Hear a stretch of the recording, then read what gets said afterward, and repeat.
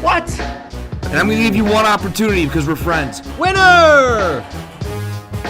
Who gives a shit about where the Bulls been? Yeah, F him. They went from loving this guy, best move ever, to hating him. I think it's the most ridiculous thing in the world. I love it because it tells you how the game was played.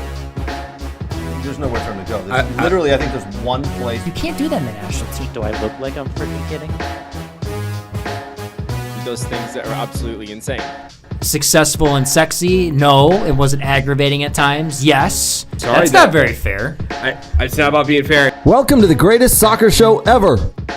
Ladies and gentlemen, boys and girls, welcome back to the weekly recap from We Are Soccer. I'm Craig Hearn. I've been away for a week and a half. Lots to talk about with that. We've got a hell of a lot to talk about here. 2 weeks of soccer is an eternity when you run in a show like this. We are without our good friend Danny Price today. He is recovering from shoulder surgery, and then he had a small accident with the shoulder. Danny, get better, man. We need you back on the show. Miss you, love you, buddy. Get healthy, get recovered, so we can get you back on the field and back in the studio here.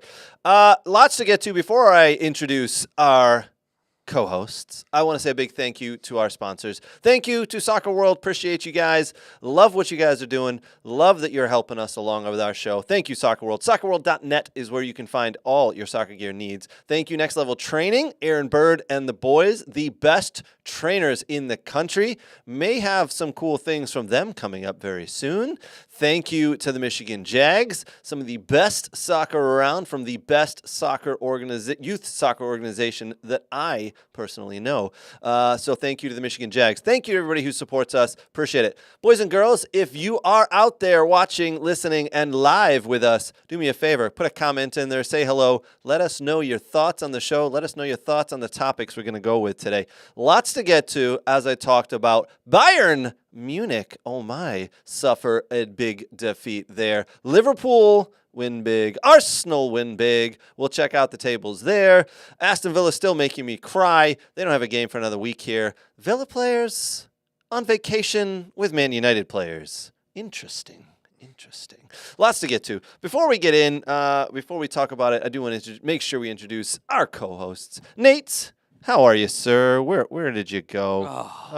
You know what? We're going to have to go to... Yeah, buddy. Yeah, there you are. Hold on. We're coming back. How are you, my friend? The Kool-Aid. The Kool-Aid. You're drinking the Kool-Aid? Oh, it's been a thirsty day, my friend. Thirsty for victory. Lots of victory that's happened all about with all sorts of teams that I support. And it's just been great in everything there could be.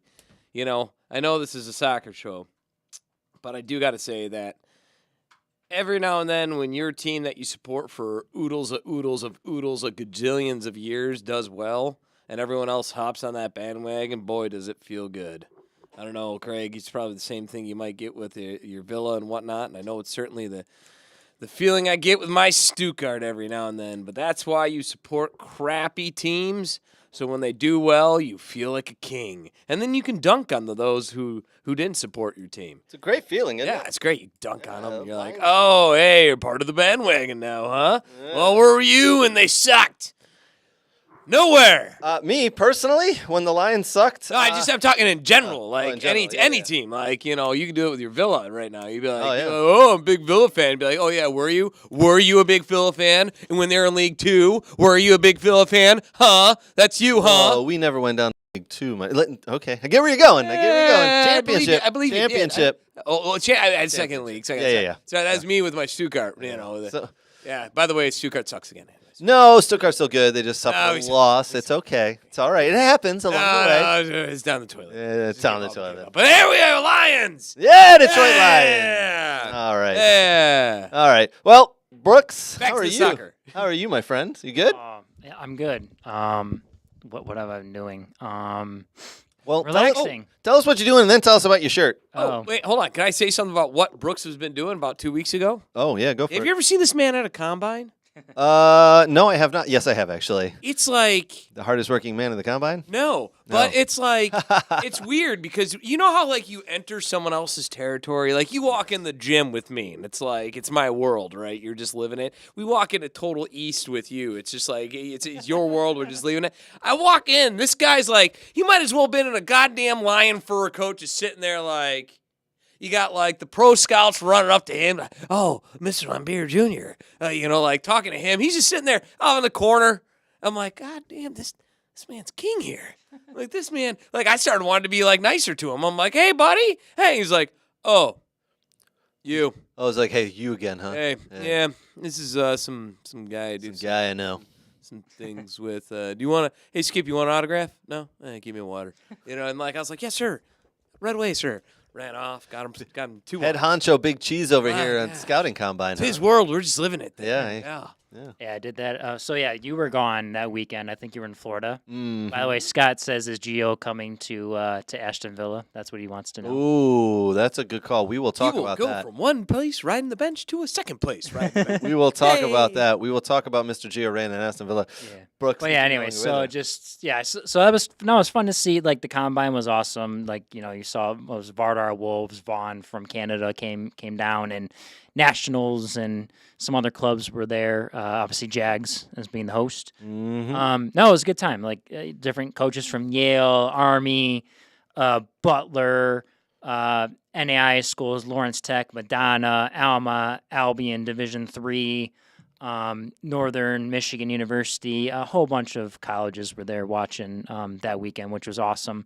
And Dayton was there, a bunch of other ones. That was a good time. It was good to see Nate, and then obviously Sydney was with Nate, so that was cool. She was telling me about the awesome game she played in, and that was really awesome to hear about. And then she kept taking photos and editing them. Well, the best is when she left and your homie, Big Chiefo at FCC, whatever, I can't remember any. Wad? Yeah, he was like, "Hey, Sydney, who you got?" Right? And Sydney's like, she gave him a rundown. Yeah. She was like, "Yeah, number 4, blah blah blah." He's like, "What did you like about her?" And I mean, she listed it Wow. out, and he was just like, "That's right on the money." And I'm like, You know what's funny is Fuad was telling me a story. He when he was with Red Bull, he would take his kid out scouting sometimes, and he'd be like, "Go watch this field or whatever." He actually found him some decent players.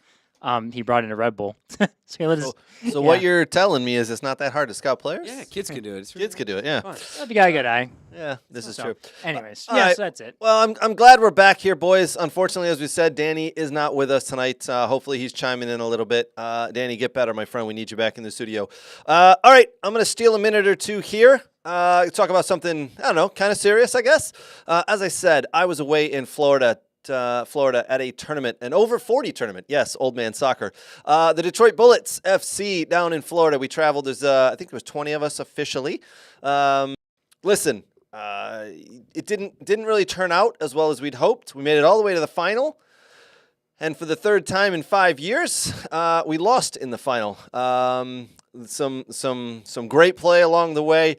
I do want to say, though, listen, this has probably been the most enjoyable year I've had of the 5 years I've played in this tournament. I played poorly. I just could not find my way, couldn't find a rhythm. But outside of the soccer, the journey down there, the absolute brotherhood and the socialism, the socializing with the boys was phenomenal. 14 of us stayed in one of the houses in an Airbnb together. We drank beers, we watched football, we watched soccer, we recovered in the hot tub, we went to and from the games together. Probably one of the best experiences you can ever do. Now, yes, we lost in the final, up 2-0, lost 3-2 officially on penalties. I posted a video about it. It was my penalty, unfortunately, that was saved by the goalie. Not the greatest PK in the world on my behalf there. Pretty poor, to be honest. I had a couple of people reach out to me afterwards and say, it sucks. You hit it well, but it is what it is. Someone reached out and said, I got something for you. Listen, you missed the PK.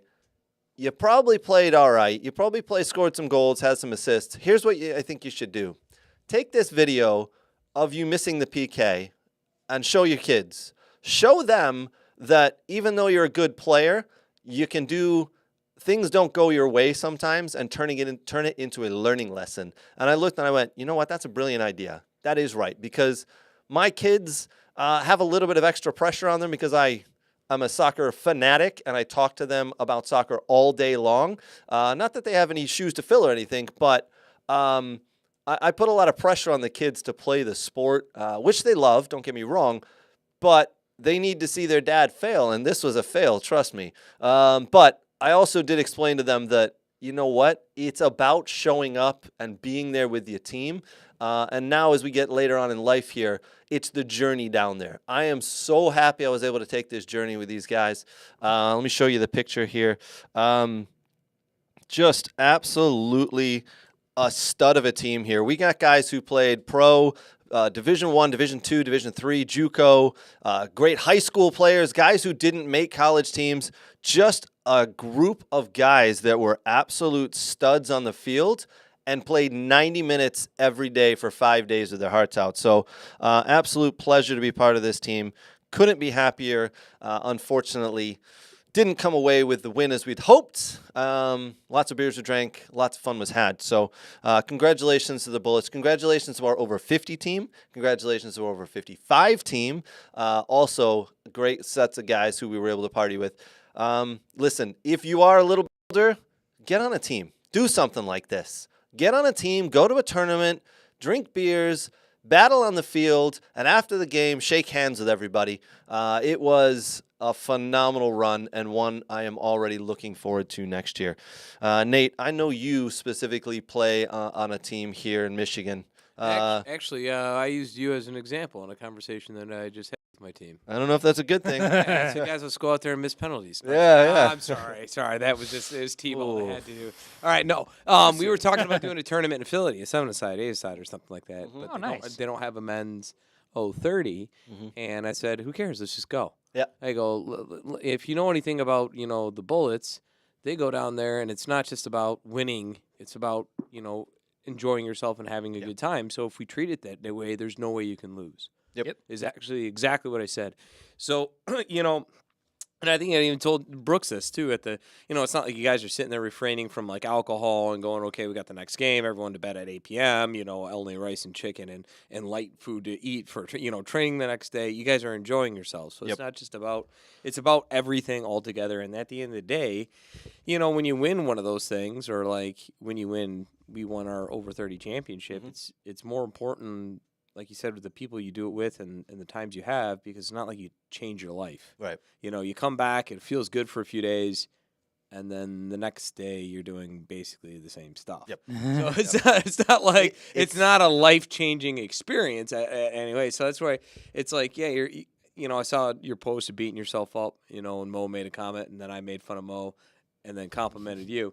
Because that's just what I do. Yeah. Somewhere Victor made a comment. Yeah, but at the end of the day, it's something that even somebody said to me when I was doing this bodybuilding competition a year back, and I was all stressed about it. And he goes, at the end of the day, this doesn't matter. It's not going to change you. Right. It's not like you wake up, you'll feel good about yourself, and then the next few days, you're back to basically doing the same thing you were doing before. Basically family life, work life, and everything else that comes into it, right? It's right back into it. As I said, it's about the journey. And, Nate, I think you guys need to go and do a tournament. Whether you win, you lose, you draw, whatever it is, it's about the journey.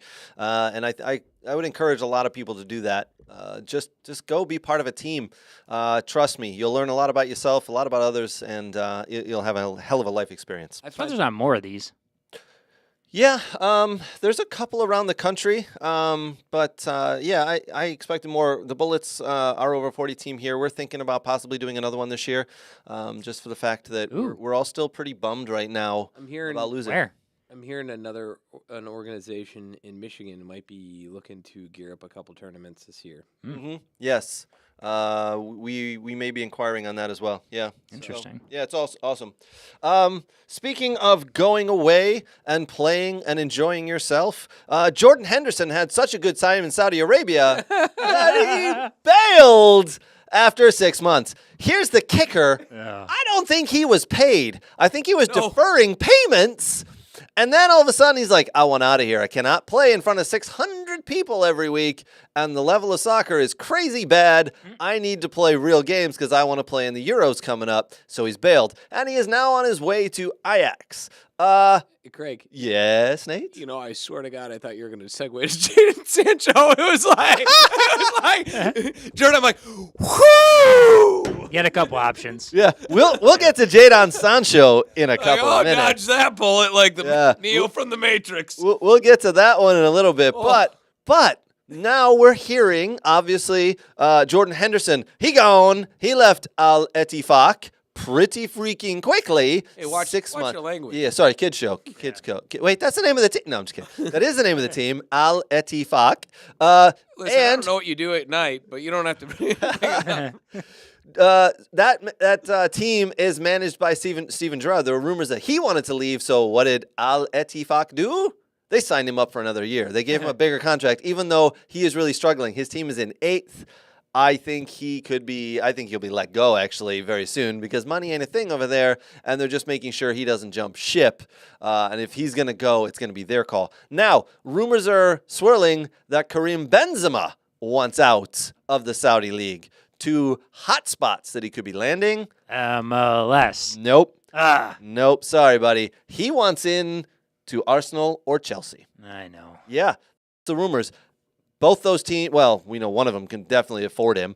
But the problem is he's going to have to really substantially take a pay cut. I don't know if it'll happen. Boys, the question to you, Nate and Brooks, is the Saudi League, it sounds like it's over. We know it's overrated. We know it's not a good league. Now, let me put it out there.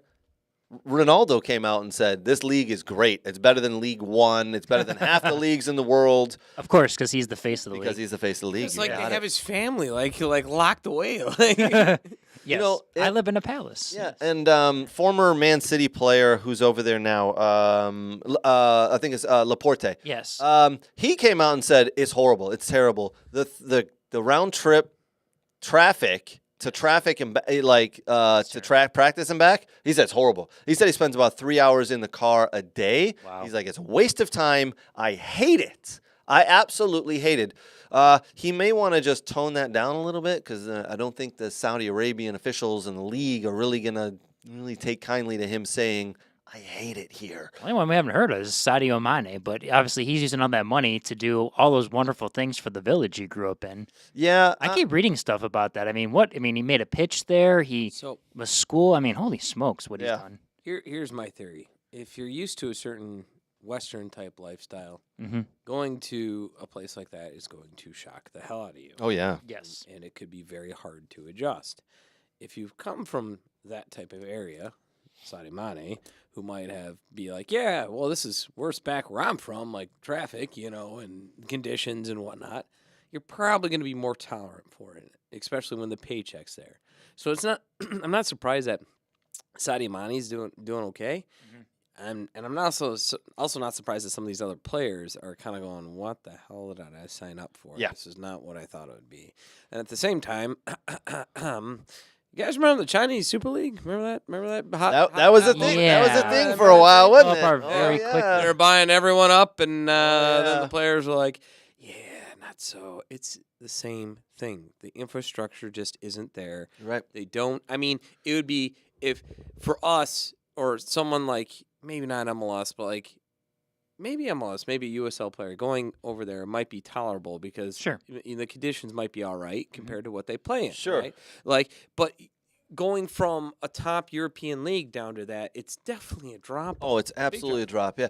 And we've got the Euros coming up. Did these players not think ahead? Did they not think ahead? And it was the same thing, like even Dave Beckham coming to MLS at the time that he came to the MLS was like, what the hell is this? This is a huge drop off from money, and you're going to a westernized society where most everything is nice, and you're living in posh LA, and you're still going, what the hell is this? Well, Victoria was happy. And I mean, I'm just saying, you're used to a certain style of things, and obviously the U.S. then and even now, it's gotten a hell of a lot better. But even then, wasn't to the standards that he was used to and accustomed to of what he was growing up and playing in, and he's walking in going, What the hell? Why is there lines on the field for every 10 yards? Why are these guys saying go Lions? Well, I mean, you're right. It's a Super Bowl. What is a Super Bowl? Are we going to Playoffs? Are we going to play in the Super Bowl? But I mean, I was about to ask you. I cannot believe half these guys went over there thinking this league was going to be good. When you're right, this mistake has been made for 20 years because David Beckham did the same thing. You're right. When he got here the first year, he's like, "What the hell is this? Sometimes Look at the these shiny, fields." Sometimes the shiny diamond is blinding. Well, the difference of David Beckham and everyone else was it was an investment for him, and look that he has Inter Miami now. Oh, it was.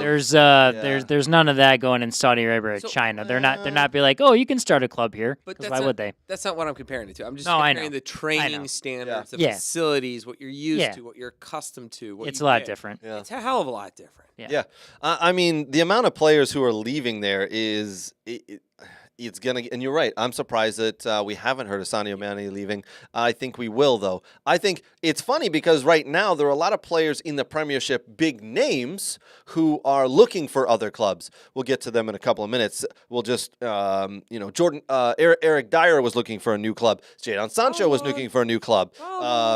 Ivan Toney looking for a new club. Trying to find one. Emile Smith-Rowe. Did you see the free free kick he scored? Well, yeah, but what I'm saying is Calvin Phillips looking for a new club. Yeah. Why are the rumors not there anymore for these players heading over to Saudi Arabia? Yeah. Because they've all seen the writing on the wall, and all the players over there are now quickly bolting, I'm right? surprised they didn't know it beforehand or what this was what it was going to turn into. It's like Nate said. Well, Chinese league. When I take someone on a tour, I'm going to show them the nice stuff, not the shitty bathrooms. And not the 3-hour traffic, Yeah. and not the by the way, there's no alcohol here, and you can't. Oh, that's not your wife, so yeah, you can't really live with her. See what you want about the Bundesliga. Yeah, it's not as good as the Premier League for sure, but I'll tell you what, I guarantee that Harry Kane wouldn't complain about the training conditions there. Oh no, he ain't Because they're complaining. top notch. Yeah. I mean, though they're top notch, and that's the difference. Yep. Competition might not be the same, but for sure the training conditions, facilities is probably as good, if not better, with the way the Germans do things than England. And he's not swamped by all the English media. He's living a little quieter life. Yeah. All right. Let's talk about that. Let's jump in and talk about that Brentford game yesterday. It was Ivan Toney's first game back in 8 months after being banned because of gambling. Yet on the front of his shirt, there's a gambling sponsor. Irony, right? The irony of it is crazy, right? But you know what? The rules are rules. He knew the rules. He bet on sports. You're not allowed to do that, Mr. Ivan Toney. And he got banned. He had, I believe they said, over 350 bets that they could see in his account. They better not look at my account because I think I may have had 350 bets last month alone. Listen, 350 bets ain't nothing as I'm putting it out there, all right? But he knew the rules. He broke the rules. He's been banned for 8 months. He back. What's one of the first things he says when he comes back? Everybody knows I'm looking to jump to a bigger club. You son of a, what? How? Why are you saying that when your club just stood by you for 8 months as you were suspended?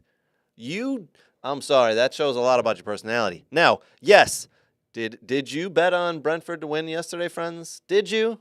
Did you bet on Ivan Toney to score? Because you should have. I did. Yeah, I won a whole $17. Doesn't matter. Anyway, the irony is I'm betting on Ivan Toney to score if he comes back from a betting ban. But yes, did you see the free kick, Brooks? You mentioned it.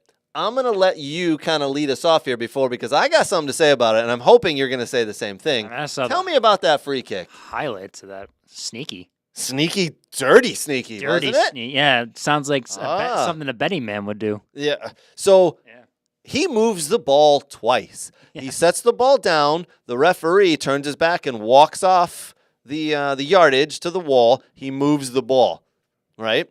The wall gets set. What does he do? He moves the ball again. Then he moves some of the foam. He picked up some of the foam and moved it to make it look like he didn't move the ball. The wall has been set. He moves the ball about 2 feet from the original starting spot. Absolutely dirty. And then what's he do? He takes a free kick and easily bends it around the wall. You know what? Mm-hmm. I'm just impressed that no one else thought of that before. I know. Same here. You know what? Here's the thing. I actually, when I was playing for a club here in Michigan when I was 18, I had one of the dads tell me that. He goes, Bethia? you named it. Okay. Carpathia. All right. One of the dads who was helping out there goes, hey, when the wall gets set, move the ball about a foot left or right. And if you really want to, move the ball back a foot so you don't have to get up as quick. Yeah. And I was like, that is absolutely brilliant. Well, it's a whole, I've never done that in my life, though. I should now. It's a whole when the ref says, the dead ball's there for the place kick. Yeah. And the players always take it up and Yes. Yeah. Yeah. You know, the funny thing is this weekend, last weekend I was down in Florida, right? So we're playing against this team, and we found out a couple of the guys on the teams they were playing against playing in the Bundesliga, and actually, really freaking good. Yes. Like to the point where we looked up their highlights and we're like, oh, the Bundesliga made a highlight video of this guy's top 5 goals in the league. Former players? Huh? Yes. Former players? Former players. What clubs? One was for Werder Bremen, I believe. Werder awesome. Bremen. Yeah, man. This guy, pictures? Wanarango. Did you say that? Did you say No. you heard of the Bundesliga? No, I asked him if he'd heard of us because we just beat them 3-2. Oh, nice. Did you ask him if he heard of me? Yeah. Yes, he knew you. So, but anyway, so there's a free kick, right? And I wasn't taking this free kick, and I'm standing next to the wall. And what does the wall do? Does everybody knows this little trick, right? Cup balls and pray. Yes. Well, cup balls. But when the referee turns his back, you just inch forward. Oh, You yeah, you inch forward. right? You always inch forward. And they inched forward about, almost a foot. And I go, hey, ref, they moved forward. Look at this. And the guy next to me goes, for the other team, goes, shh, we're supposed to do that. I go, I know you're supposed to do that. And I'm supposed to go, hey, referee, look at this. That's why I'm standing here. And we just had a little laugh. Hold on, only a foot? I know. That's This is a solid foot, it. right? Like, I take a huge step forward. I know. Well, you can't. But then the linesman could be. So you just. No, I take a huge one, then I pretend I don't know how to count. Now, think of me of what you will, but when I was coaching U14 boys, I taught them that trick. Oh, yeah. Like, stand in the wall. Once the referee turns his back, you inch forward until he turns. Don't go like 5 feet because it's a little bit I got to say, obvious. and I told Mo this, the appreciation I have for the Dearborn Jags, Oh, the dark arts. the dark arts. I love it. Yeah. I love it. I told him I love the gamesmanship. I had one time I was coaching, my U11s were playing in a tournament, and one of the Dearborn players grabbed his jersey when he was going around. He looks at me because it happened right in front of me, and I looked at him and said, what do you want me to do about it? I'm like, that was smart. You're about to beat him, and he told you. I'm like, good on him. You should do the same. Why were you thinking of that? The dark arts are absolutely a part of the game these days. Welcome to the 2024 soccer. Yeah. Welcome. We all play them. Oh, all a little you bit. mean hold the elbow up on and someone just runs in your elbow by accident? Yeah, that's Not a bit hurting much. people, dark arts, Brooks. Jeez, Brooks. My God. Just leave it to the scout to. Yeah. Jeez, The man. lacrosse I guy. learned that from some other guys that around this area that have Speaking played. of elbows and Mo doesn't like elbows right now. Yeah, he got dinged. He took a big one to the top of the head where Ooh. we scored off the goal. Don't get me. We concussion? scored off the corner kick. He took an elbow. The ball falls down to one of our players who put it in, and he's on the ground doing this, going, "Oh my God!" And I go, "Mo, it's just your eyebrow. Oh my God! Look at the size of the gash in your forehead." All right. We got to get off because nobody knows who Mo is. Mo everyone- Hajazi, one of the greatest soccer players Our and coaches. fan base who turn in to listen to Brooks talk in India, This is all true. the He's big single in India. Indian women, Yeah. huge in India. Man, it's huge in India. You know, I look at don't know- Instagram. St. Petersburg was a big place for us too. Got a lot of followers from there. Really? Yeah. Yeah, we're big with the St. Petersburg group. The fans of St. Petersburg Yes. don't know who this Mo is and Yes. don't give a shit about your old man soccer. This is true. They We gotta don't. move on a little We bit. do have to move on. Let's get back to Brentford 3, Nottingham Forest 2. Matt Turner coming up on the wrong side of the wrong side of the game there. Brentford, Ivan Toney back 3-2. Other game that happened yesterday, Arsenal 5, Chris Richards and Crystal Palace 0. This game got out of hand late. It was 1-0, and then all of a sudden, towards the end of the first half, 2-0, and then I tell you what, this game probably should have ended 3-0. Crystal Palace were poor on the day. Eze, the best player, as usual, needs to leave. Hey, there should be a bid coming in from Aston Villa, Eze, so come on over and hang with us. Martinelli scored the exact same goal twice in the 94th and 95th minute to make this a 5-0 romping. Arsenal doing what Arsenal have been known to do, beating up on teams like Crystal Palace. So well done there. Next game, there wasn't a lot of English Premier League games, so we'll just quickly go through them. Another two that happened today. Bournemouth 0, Liverpool 4. Liverpool, go down to Bournemouth and do really well down there. Put Bournemouth away easily. Liverpool, again, claiming 3 points. Their 14th win of the season. They're now 14-6-1. Bournemouth, you're struggling. You're struggling. I'm sorry, you're 7-4-9. Nate, you got something to say about that Liverpool? Yeah, I mean, You look at Liverpool, and that's an impressive win considering the amount of players that they're missing right now. They are. Due to Asia Cup as well as injury. You nailed it. So you got AFCON, you've got Asia Cup, and a couple of injuries for Liverpool, but they're seeming to find their way through. Yeah, like here's the list: Endo, Salah, Trent Alexander-Arnold, Diego. Who cares? Matt Tip, Solbiza, I can't talk. Soboslai? That one. Soboslai. We're all out, and those are significant players that normally play for them. So, Liverpool getting the job done when they're down men. yeah, and I'm hearing, isn't Mo Salah, according to Egypt, he's out like long term possibly with So he has, just so everybody's aware, Brooks, don't want to steal your thunder here. Okay. Mo Salah playing for Egypt in AFCON. AFCON is the African Cup of Nations. It happens every year. Around this time, the players from around the world disappear to Africa to play in this tournament. Mo Salah plays for Egypt. He pulled his hamstring. It's not day to day. It looks like it could be a couple of weeks or more. So now he is on his way back to Liverpool to rehab it there. In my opinion, what's going to happen is you're done. No more AFCON. You're probably going to be out for several weeks here. Nate, you nailed it. Egypt, you're done. Sorry about your luck. Mo Salah, you know what? I tell you, though, I thought Liverpool without Mo Salah looked really dangerous every time they had the ball. Darwin Núñez with 2, Diego Jota with 2 goals. So they're going to be all right. They're going to be all right.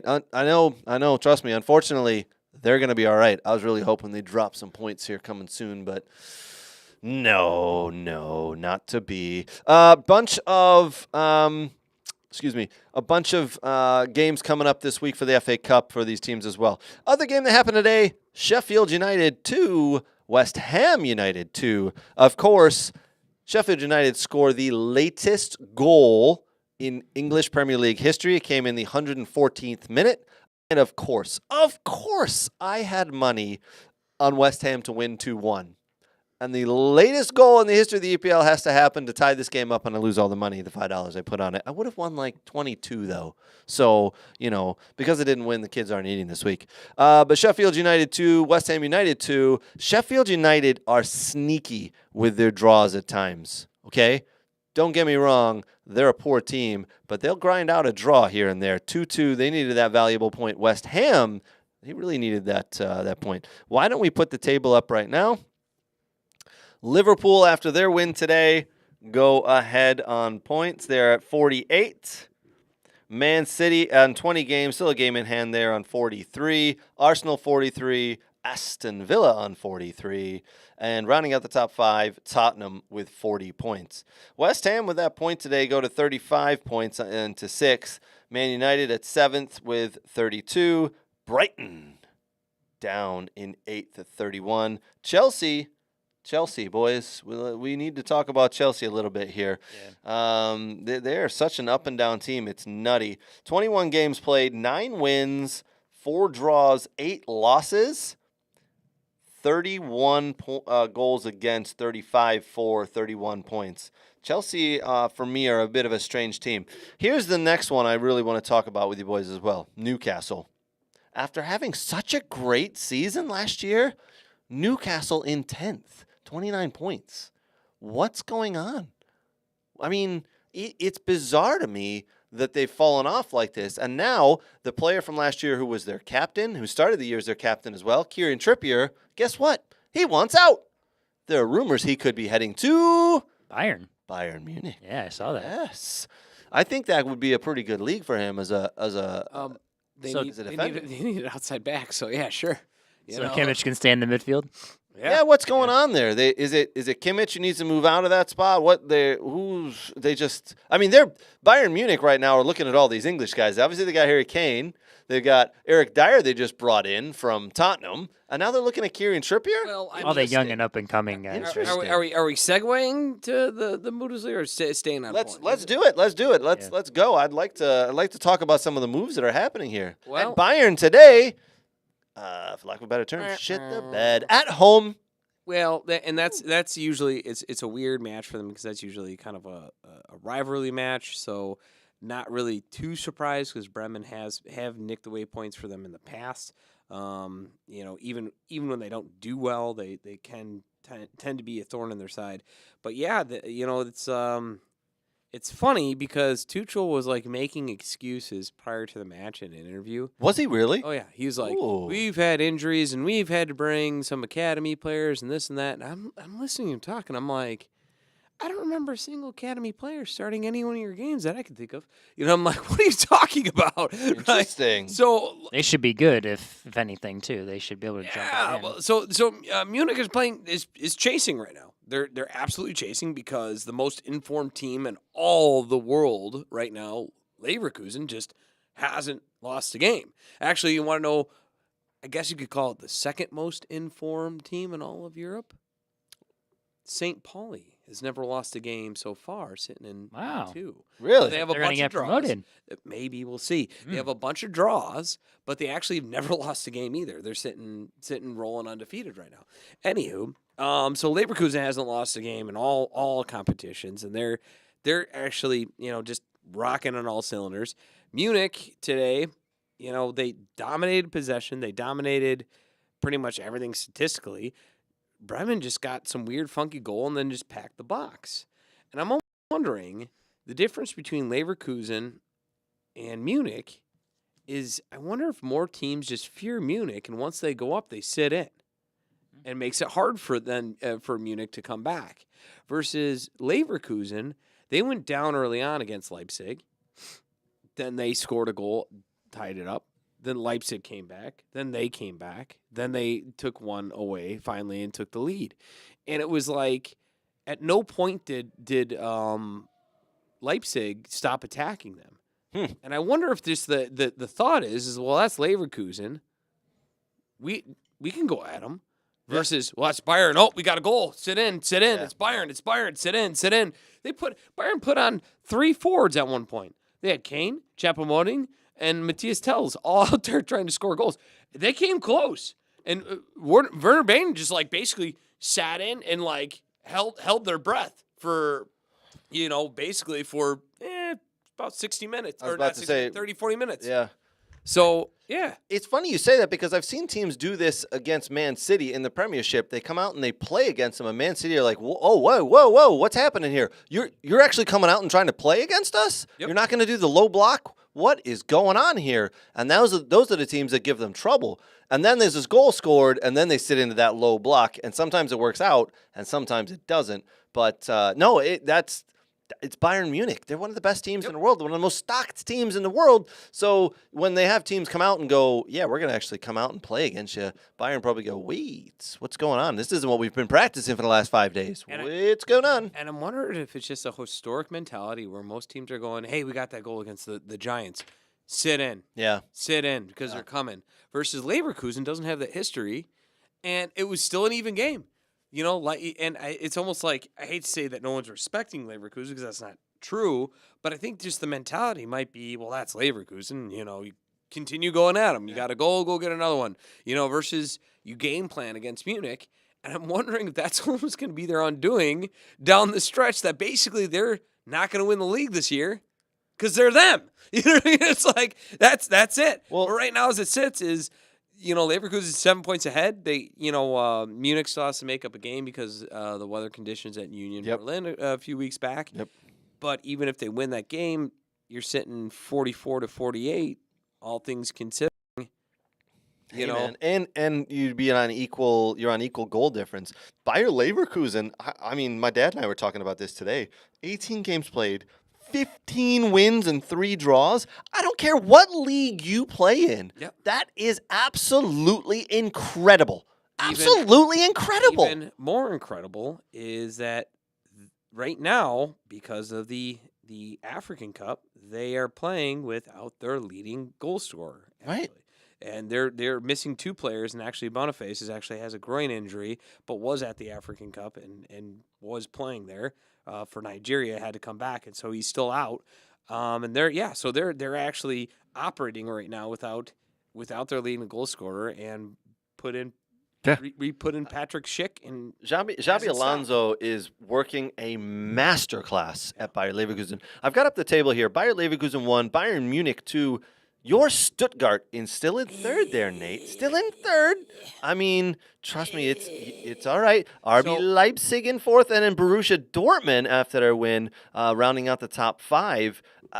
Trust me. Tell me about Stuttgart. Well, do we have a chance? Do we have a chance? So here's the problem. They as well have been hit with the AFCON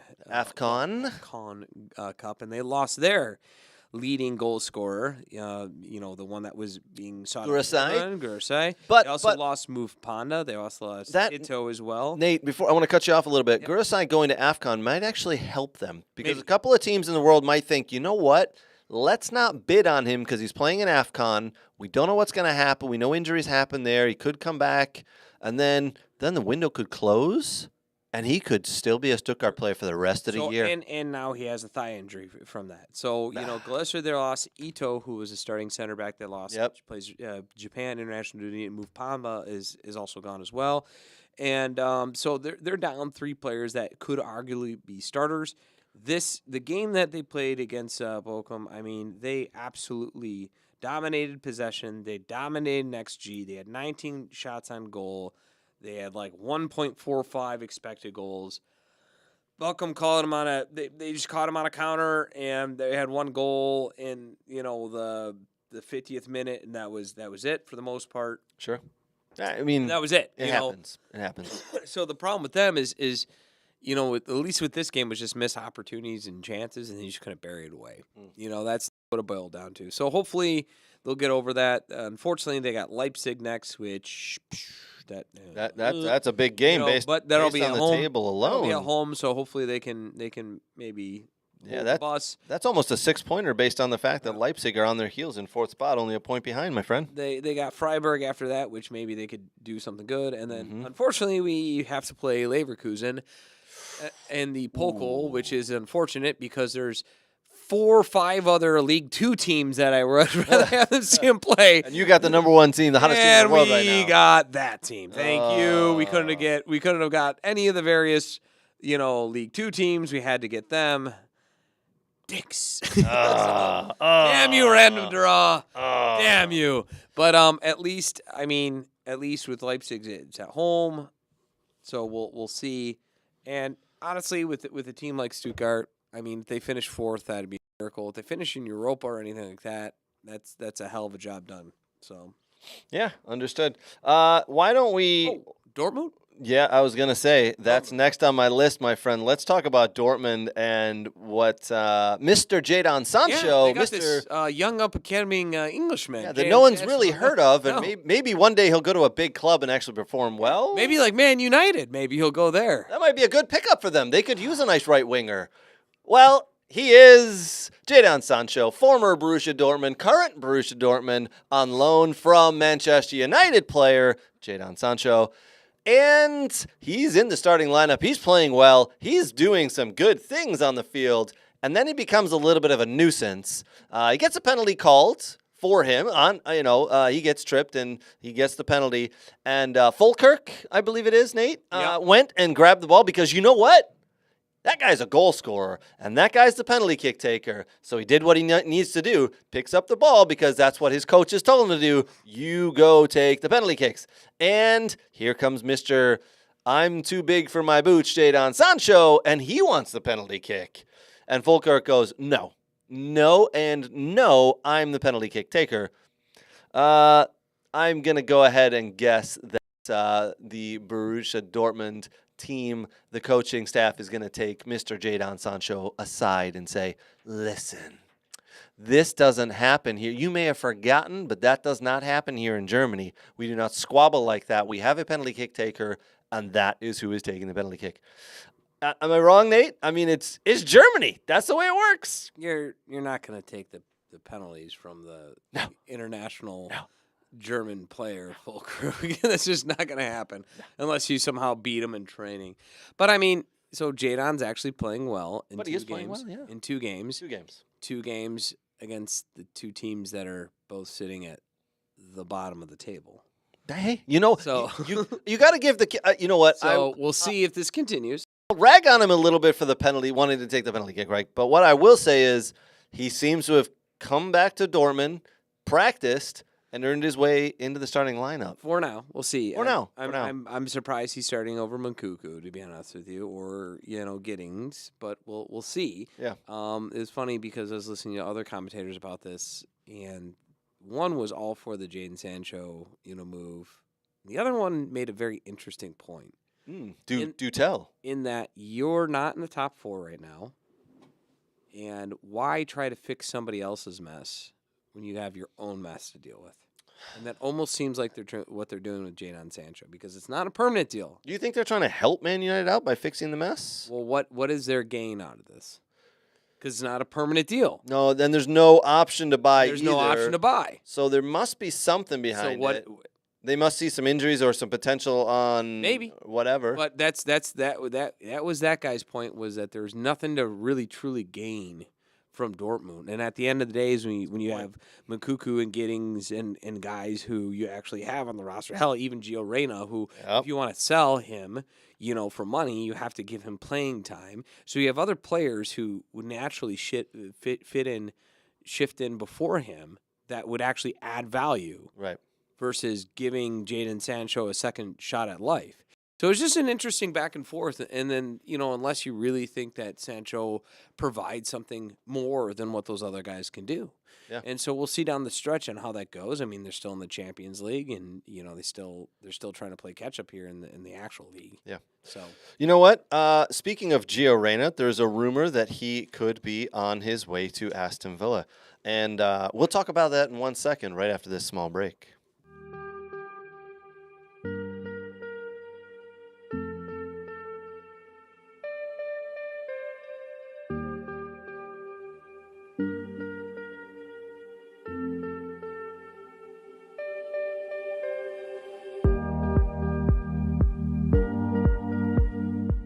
Tempo, yes, drop out, good. Yes, touch play, right foot, yes. Scan, good. Touch in, play, drop your hip, right, yes, good scan. Yes. Jay, well done. Get side on touch. Play, see it, yes.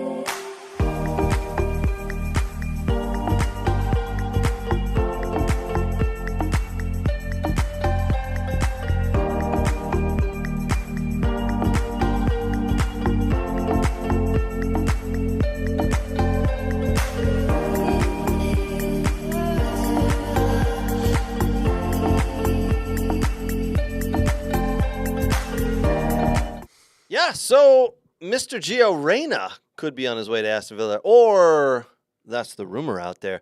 I think it's a rumor. I think it's a little bit of clickbait, but why don't we discuss it for a quick hot second here.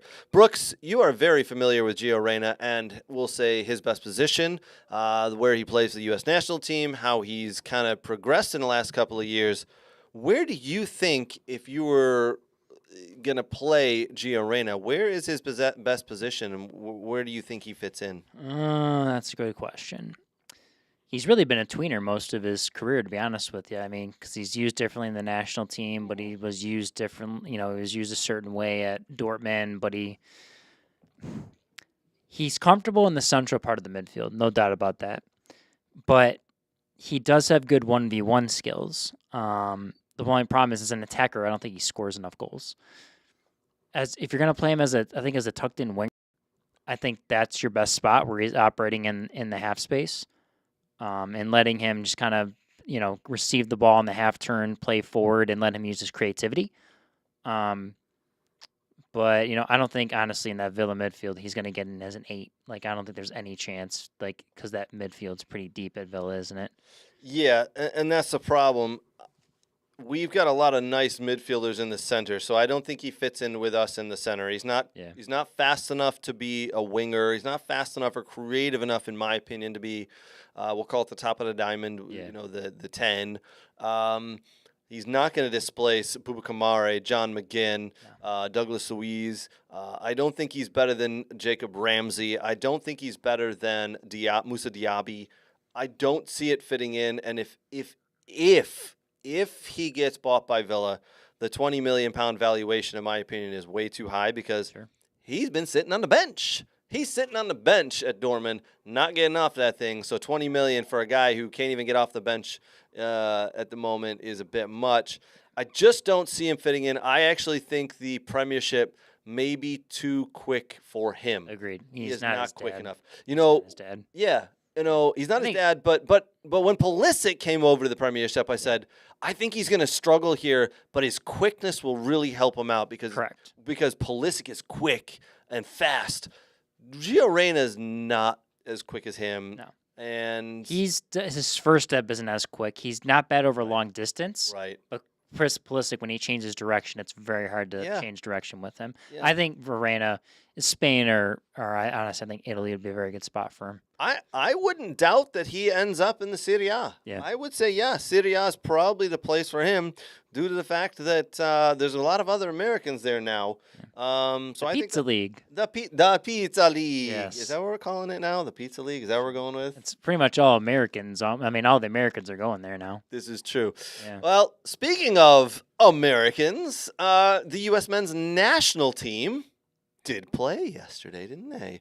They did. Now, the January camp here is an all MLS camp. There are no European-based players as they're all playing in their domestic leagues or cups that are going on. So no Pulisic, no Reyna, no Weah, none of the big names that you would like to probably see. But Same with Slovenia. Exactly. Yes. Same with Slovenia. I had to remind myself that yesterday. But I like the players they brought into this camp. We discussed it a couple of weeks ago. The game yesterday, was that in San Antonio? Is that where that game was? Yeah, San Antonio. It's the USL Championship Stadium. Wow, that looked cold, didn't it? They got quite a cold snap going through there. Yeah. I had to double check at the time. I was like, where is this? Is this Columbus? Where is this? Oh my gosh, San Antonio. It should probably be around 60 to 70 degrees there, but it looked like it might have been about 30. So a bit of a cold snap going through San Antonio. Slovenia fly in to play a friendly against the U.S. men's national team. All MLS U.S.-based players. What were your thoughts on the game there, Brooks? What did you think overall? A 1-0 loss to powerhouse Slovenia. Yeah. So we're third, whatever. If you believe the FIFA rankings, whatever, we're 13 or 12, and then Slovenia's like 55 or 54. Yep. But they did qualify for Euro Slovenia. They did. No, their first team is true. 54. Yes. First team. Yes. Though the cast of characters that they brought who come from teams that no one's ever heard of. Yes. It was mainly the domestic league with Denmark and then some other. Yeah, ones, I mean, some of them were plumbers on their full-time jobs, but they got a free trip to the USA to play some soccer. So why not, right? Why not? But no, I mean, we make fun of it, but yeah, those players are all just like our MLS players. They play for domestic league. They play for teams that are on a break right now. So it's okay, and I'm all right with it. But overall thoughts on the game? I thought the first half was really poor from the United States. Again, the first 5 minutes possession they kind of had it. Then they kind of let the game get away. They couldn't find anything. If you want to start with the lineup, I get Patrick Schulte. I think I would have went with Roman Celentano in my opinion. I think he's got the better upside if you want to throw a guy into the national team. I know they had Drake Callender there as well, but I think I would have put Celentano in goal. Okay. Do they know enough about Solitano that they're comfortable saying, let's put Schulte in there? I just think Is that what it because is? Greg coached at Columbus, I feel like, and Schulte plays for Columbus, I feel like there was kind of a little Columbus favoritism on that one. Interesting thoughts. Okay, onward. Yeah. They know enough about these guys. Trust me, Yeah, they're that's domestic. They know enough about them. Shaq Moore, I don't get it. Like, I don't think he'll ever be in another World Cup squad. Like, he's there. I get it. He plays with Nashville now. But, I mean, I think you could have put Jones and Tolkien could have played on the left side and put Dewan on the right because Dewan had a really good game yesterday. Miles Robinson makes sense. He's coming back. He needs some minutes and domestic. That's fine. He's at FC Cincy now. Sean Zawadzki as a center back did not make any sense to me. You had, of the guys that they brought in, I mean, you had Ian Murphy, who's a center back for FC Cincy. You had Nkosi Tafari, who was a center back for FC Dallas. I mean, you had two other guys that essentially could have played in the center back role that you didn't want to put there. Like, why would you? What's the point of bringing the other two? In Sean Zawadzki was a midfielder. He's always been a midfielder through his days at the Crew Academy, in Georgetown, and in his pro career. Now, at Georgetown, he did play at times when they were hurting the back line. He would step in and play in the back line, but that's Big East soccer versus international soccer. It doesn't matter if it's a C or D team guys or whatever. Like, it's a higher quality, right, of playing against faster guys that are a little more better with their IQ and movement than the Big East. But that didn't make sense to me. I would have honestly just put Ian Murphy back there, two athletes with Murphy and Miles Robinson. I have a feeling maybe Jackson Reagan would have honestly started if he didn't get hurt in the camp, who's had a really good year last couple, year or so with Seattle Sounders. Mm-hmm. So maybe that was, but I don't understand that move. Josh Atencio, a good player, has started a lot for the Seattle Sounders. I don't think he's the quality of the player that will get into the full men's national team, like play competitive matches, Copa America, World Cup, and such. I don't think he's quick enough. Aiden Morris, I thought, was fine. He started off a little rocky, but when he got into the game, you could see that he was really the only midfielder that was doing a lot for the men's national team, in my opinion. Timothy Tillman, I'm not crazy about. I know he plays for LAFC. He got on the ball a few times, but I don't think he was super effective. He struggled to turn and play forward a lot. He lost the ball a few different times. He dropped down to find the game, which is whatever. I don't know. I wasn't crazy about him. Kamungo, the young guy that for FC Dallas, who's he came over in the United States. From Ghana. So he has his obviously his domestic he's a citizen now. He looked a little slow, to be honest with you. The one turnover led to the goal, which Zawadzki was beat by the center forward, which I don't think that's why Johnson's not quite athletic enough. And then Brian White. I like Brian White. Well, there's two other players, Brian White and then Diego Luna. Brian White has always been a good player, played at Duke, fits well in the Red Bull system, scored some goals. I think he scored 15 goals last year for Vancouver. He plays with Sebastian, with Greg Berhalter's son, Sebastian. So, I'm sure Greg see him enough where they're like, hey, why not give him a run? It's the January camp and whatnot. So I don't mind the lineup. I don't mind putting players in there. It's a January camp. It's a friendly. It doesn't mean anything. I like the fact that they're giving these younger players or these C or D rated players a chance. I will say there's a couple of players, in my opinion, who stood out. I think there's some, honestly, I don't think there's all C or D players. I think some of these guys in the men's national team, you'll see with the 23s, but I think there's a few in there that I would consider, like, if we're going to consider the A squad, I'm saying there's some B pluses in there that are on the fringe. There's only one guy that I could see ever getting called back in the regular, which is Miles Robinson. I'm going to say Miles Robinson, yes. Oh, for sure. Nate, but I think based on the way I've seen Dwan Jones, and yes, I know. Look at the age. We're probably favoring him a little bit here, right? Because he's a Michigan State guy. He's a next level training guy. Shout out to next level training there, Dwan Jones. But I think yesterday, in my opinion, especially in the second half, Dwan Jones was probably the best player the USA had. Yeah. Every time he touched the ball, positive action was happening. A cross in the right place, a 1-2 getting the ball in. I will say, Nate, I think you are right, but I would throw Dwan Jones in there as well. I think I can see him replacing a Dest or at least being a second stringer in the upcoming games when the full squad gets there. So how is he replacing Dest when Dest is older or younger? Dest is 23, Dwan Jones is 26. I think for me, just you look at that Trinidad game and kind of, I think he shot himself in the foot with how he reacted and what he did. I think And he's honestly moved a lot of the clubs. Let's get out of that one. How's he replacing Joe Scully, who's 21? Oh, trust me, Scully? I think again. I'm going to say that's my thing. It's not a shot at. Oh no, Dwan Jones. absolutely no. I'm just saying when you look at some of these players and you look at their age and you look at who's in those other spots, and maybe he can scoot in as an alternate, but I don't see him. I think he scoots in as an alternate. I can see him replacing a Dest in a roster, but not in the starting lineup. But then you're right, Scully Scully's replacing probably a there. Dest, I agree. And Dest being and then on the other side you got Robson. So and Robson's not. Oh, he's not replacing him. No. Scally, yeah, I mean. And they're the same age. That's my point. Like it's when you look at some of these players, the pure age. Oh, absolutely. Would none of these That's a players great are point. replacing Tyler Adams, or No. Wilson McKinney, No. or No. you know what I mean. It's just It's not going to happen. But I think Aiden Morris can bump off De La Torre or Cardoso. You just have a thing against De La Torre. I don't like either Cardoso or De La This is Torre, true. but Aiden Morris is 22. Like I think, and he's played in 2 MLS Cups. He's won 2 MLS Cups.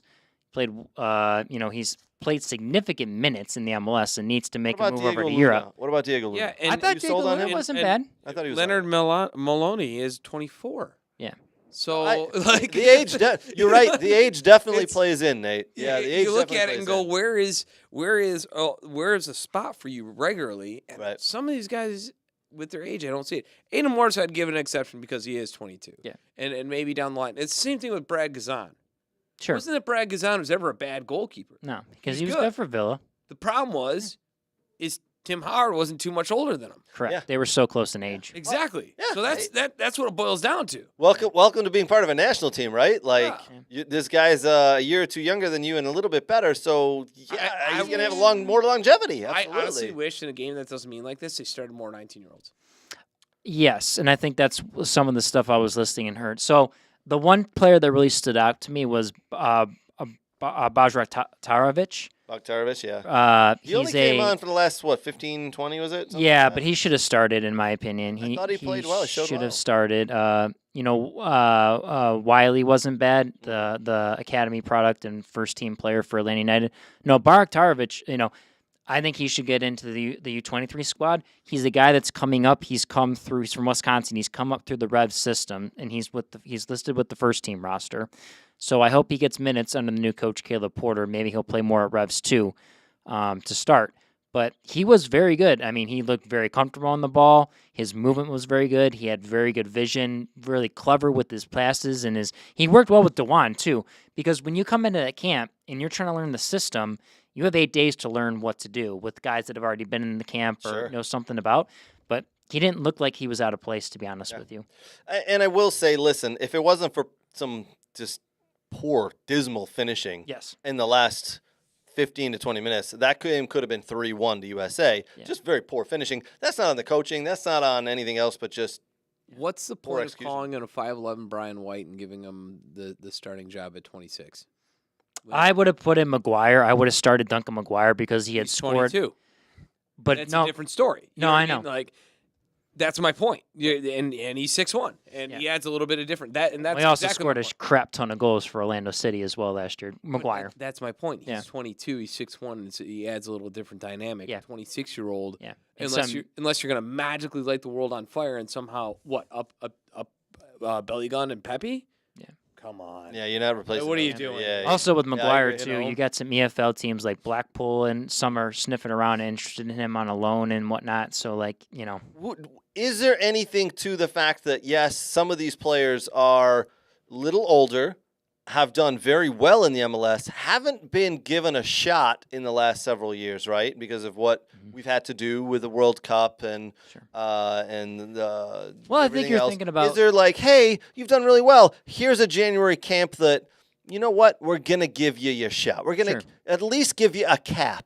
I think. Well, we got the Summer Olympics of Paris coming up, right? True. Yeah. So absolutely. some of these guys do qualify. Some of them, not all of them. Yeah. Maybe some of these guys, like maybe Berhalter's like, well, maybe I can bring in a Brian White because you're allowed, I think, like 2 or 3, like Well, over two over 20. 2 over 23 guys. Now it doesn't make sense to me. I think maybe I'd bring a full-time national guy that's on the fringe, where you have where you're weak in a certain spot. But to me, most of it is for the younger kids that are under 23. It's for the Olympic team, in my opinion. Bro, You don't think so? you're gonna get no. You're right. Oh. As soon as you're gonna tell me you're gonna bring out Brian White for your Olympic squad, hey, I who we hope got so. there? We could get Pulisic. We could Well, they won't bring him. but- Vasquez. Let's call him Brian White.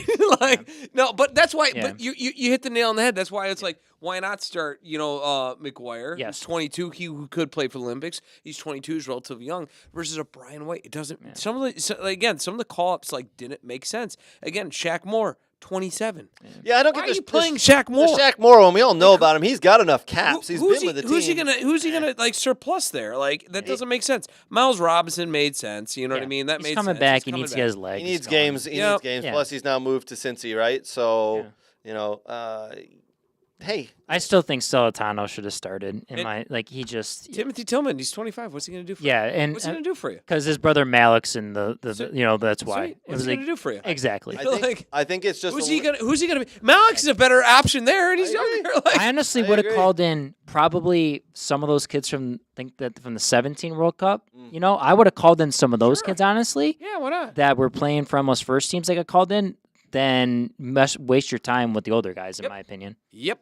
And if it's your first cap, you should be under 22, in my opinion, with a game like this. I mean, I get where you're going with it, but I'm kind of happy for some of these guys who haven't been called in. They're a little older. They're grinding. They're trying to do their best. They had a good year. Oh, I'm Give sorry. them a cap. I didn't know the national team was a feel-good moment. Everyone, you want a Participation cap? trophy. Would you like a cap? I'll get a cap too. Brooks, how would you Hey. like a cap? We all get caps. Hey, we all get caps because we all want everyone to feel good. Not like we're building towards something, but hey, good vibes, baby. Woo! All I'm saying is I'm happy some of them got a cap. I guess the question for you guys is, it's the continuation for me of Berhalter not seeing the bigger picture. And we were joking, we're saying you get a cap, you get a cap. Wasn't this an opportune moment, like I talked about, that he's really missing? We're bringing a 17, bringing a 19. Keep this team, maybe keep it all under 23, and then bring in a few veterans like Robinson and such. Does he keep missing the ball on a lot of these opportunities to progress certain things? Yeah, I think he sits on a throne and just goes, "Hear who I shall call in from my throne, and you must impress me. And if you play your cards right, you're in. If you don't, fuck, you're out." By the way, he scored again today. Yeah. Yeah, nobody cares. Anyways, Or maybe Berhalter. second game in a row that he scored. By the way, Maybe Berhalter has a wheel of randomness where he spins it and whoever it lands on. Hey, that guy. Who's this guy? It takes I your don't know who this club, is. Joe Scully, to make fun of your national team head coach Yes. in order for you to get a call in sometimes. Yes. Probably not a good idea for a club to do that moving forward, but understood Why? they need What to do be- they need- care? Yeah. What does Gluten Modbot care about? Oh no, don't offend Berhalter. What? Why? But who is that again? Huh? I mean, Klinsmann? Don't offend Klinsmann? No, Berhalter. Who? I mean, if we want to really point fingers, Jay Berhalter works in MLS front office. No, you're not going to Greg- blame this on Jay Berhalter. Greg is the head national team coach. Hey, buddy, brother, these kids did well in our league. Give them chances. Hold on. Are you trying to tell me Yeah. that within the U.S. soccer system, Yeah. there is some type of favoritism and tomfoolery going on? That's garbage. Are That's you gonna garbage. next thing you're gonna tell me is that someone parents is gonna call up the head of U of Soccer and be angry that there's kids doesn't play, and then you're gonna tell me that they're gonna hire a head coach just because he's brothers of someone else who's involved in U of Soccer without interviewing anyone else, Brooks. Correct. That's just a load of malarkey. I will hear nothing of I know. these wacky conspiracy theories of all the head coaches coming out of New Jersey except for one. Wacky I know. theories. I know. Yeah. Hey, you know what? I'm actually just really proud of us here. Yeah. But not harping on about the 1-0 loss. We looked further than that, and we went to the squad. Yeah, nobody cares went about to that. The reasons. Listen. Nobody really cares that the powerhouse 55th ranked team in the world, Plumbers Slovenia, won 1-0. With the first team. Do I want them to win everything, friendly match, real match? Sure, like it'd be nice, but you got to look at it from different circumstances. Agreed. Yeah. I don't think when I looked at the roster with that, I was like, what are we doing? Like who? Like really? Like some of these guys? Like, are we really gonna call them in? Like, do they really have a shot? No, again, I think there's got to be some sort of reasoning behind it. We're not. I'm gonna say it's not mostly for the privy to Olympic it. roster. Yeah, it's got to be for the. Yeah. But also, listen, in my opinion, you can't have a team of 22-year-old and younger. You need the several players who are a little bit older to hold the professionalism to a higher level. Agreed, like to Dwan, hold the Shaq, leadership Miles. there, right? Yes, Yeah. yes, yeah. And maybe it is. Hey, you know what? We need Shaq more here because he knows the ethos and he knows how we run things, and he can pass that down to the younger players. Yes. We needed Dwan Jones here because, one, we are looking at him for a bigger picture, but how is he as a leader, right? How is he going to help these younger guys? Does he ignore them? Does he kick them in practice? We need to see these other qualities other than on the field, right? Yep. So maybe there's something to that. I don't know. So moving past this game. So we've got Copa America this summer. Yes, sir. And we have the Summer Olympics. Yes, sir. Obviously, it's a competition. You want to do one both, but obviously Copa America is the more important one because that's against the big South American teams. What do you think more eyes is going to be on, Copa America or the Olympics? I think Copa will for Think sure. so? But my question to you guys is it important that we do well in both for how people perceive what Berhalter and the new regime are building in U.S. soccer? Yeah, I think we definitely can't go out there and lose all the games. We definitely need to show progression. We definitely need to show that we have some young players that are up and coming. I think there needs to be somewhat of a good showing. We can't shit the bed. Is there an English team in the Olympics, or is it still Great Britain? It's Great Britain. Okay, Yes. so then you just proved my point. Well- So no offense to the Olympics, I'm not trying to totally deuce on them, Yeah. but I think the Copa is more of an important competition. no. Yes, You're I think we serious. both agree. Okay. So I think agree with that's that, what sure. you want to really show for is the Copa. But So I think But you don't want to flop in the Olympics. If- I know like no one watches the Olympics, Summer Olympics for It's not that, soccer. it's- It's for everything else. if any other team goes to the Olympics and flops, a France, an England, a Great Britain, Brazil. a Brazil takes it seriously. If anybody goes there and flops, everybody's going to go, it's okay. It's a one-off. We know their national team. We know who they've got. Yes. I think the rest of the world still looks and goes, America, they flop in the Olympics. So here's the problem with that logic. It's a U22 tournament where you can have a couple senior players, right? Yep. Two. And some of our key players on our national team happen to be Yeah, some are young. under So- 21. Yeah, some that's are right. eligible. But I think that's what I'm some are saying. eligible. So where do you put your stock in? And you put your stock in Copa,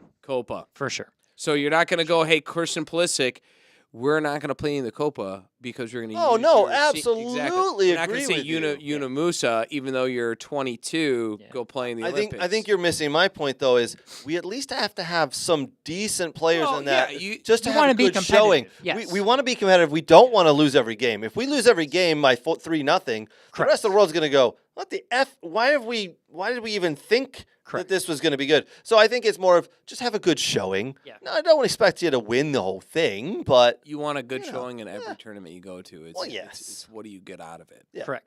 And And I think with that one, Agreed. what you're looking at with Paris is if there's a few guys that we know that aren't quite, that maybe down the road, that they're 18, 19, 20, that, eventually as, maybe it's not 2026 World Cup, it's the next one. Yeah.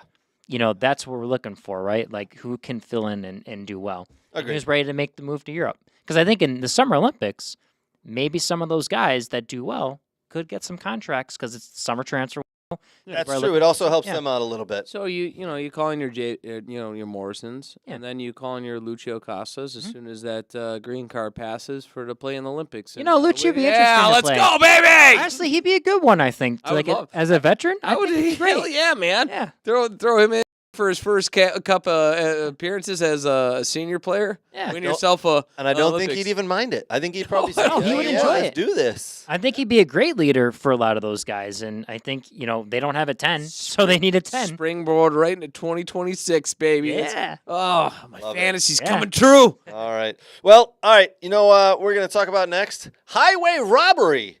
I witnessed this today. Highway robbery. We're going to let you know what I'm talking about right after this.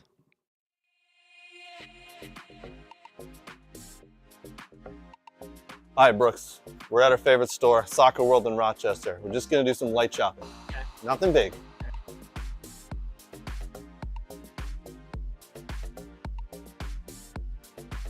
Ooh, pretty colors. Oh, and one of these too? Ooh, Germany. Nate would like this. Hey, Brooks, look at all these. Look what I got.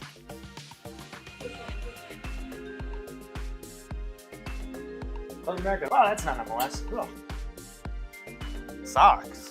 No.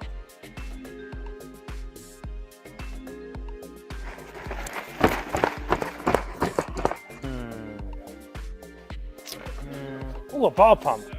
Next in line. Sir, you're next. Right. That's a mannequin. You know that. Huh? It's a Oh. mannequin. Oh. Sorry, sir.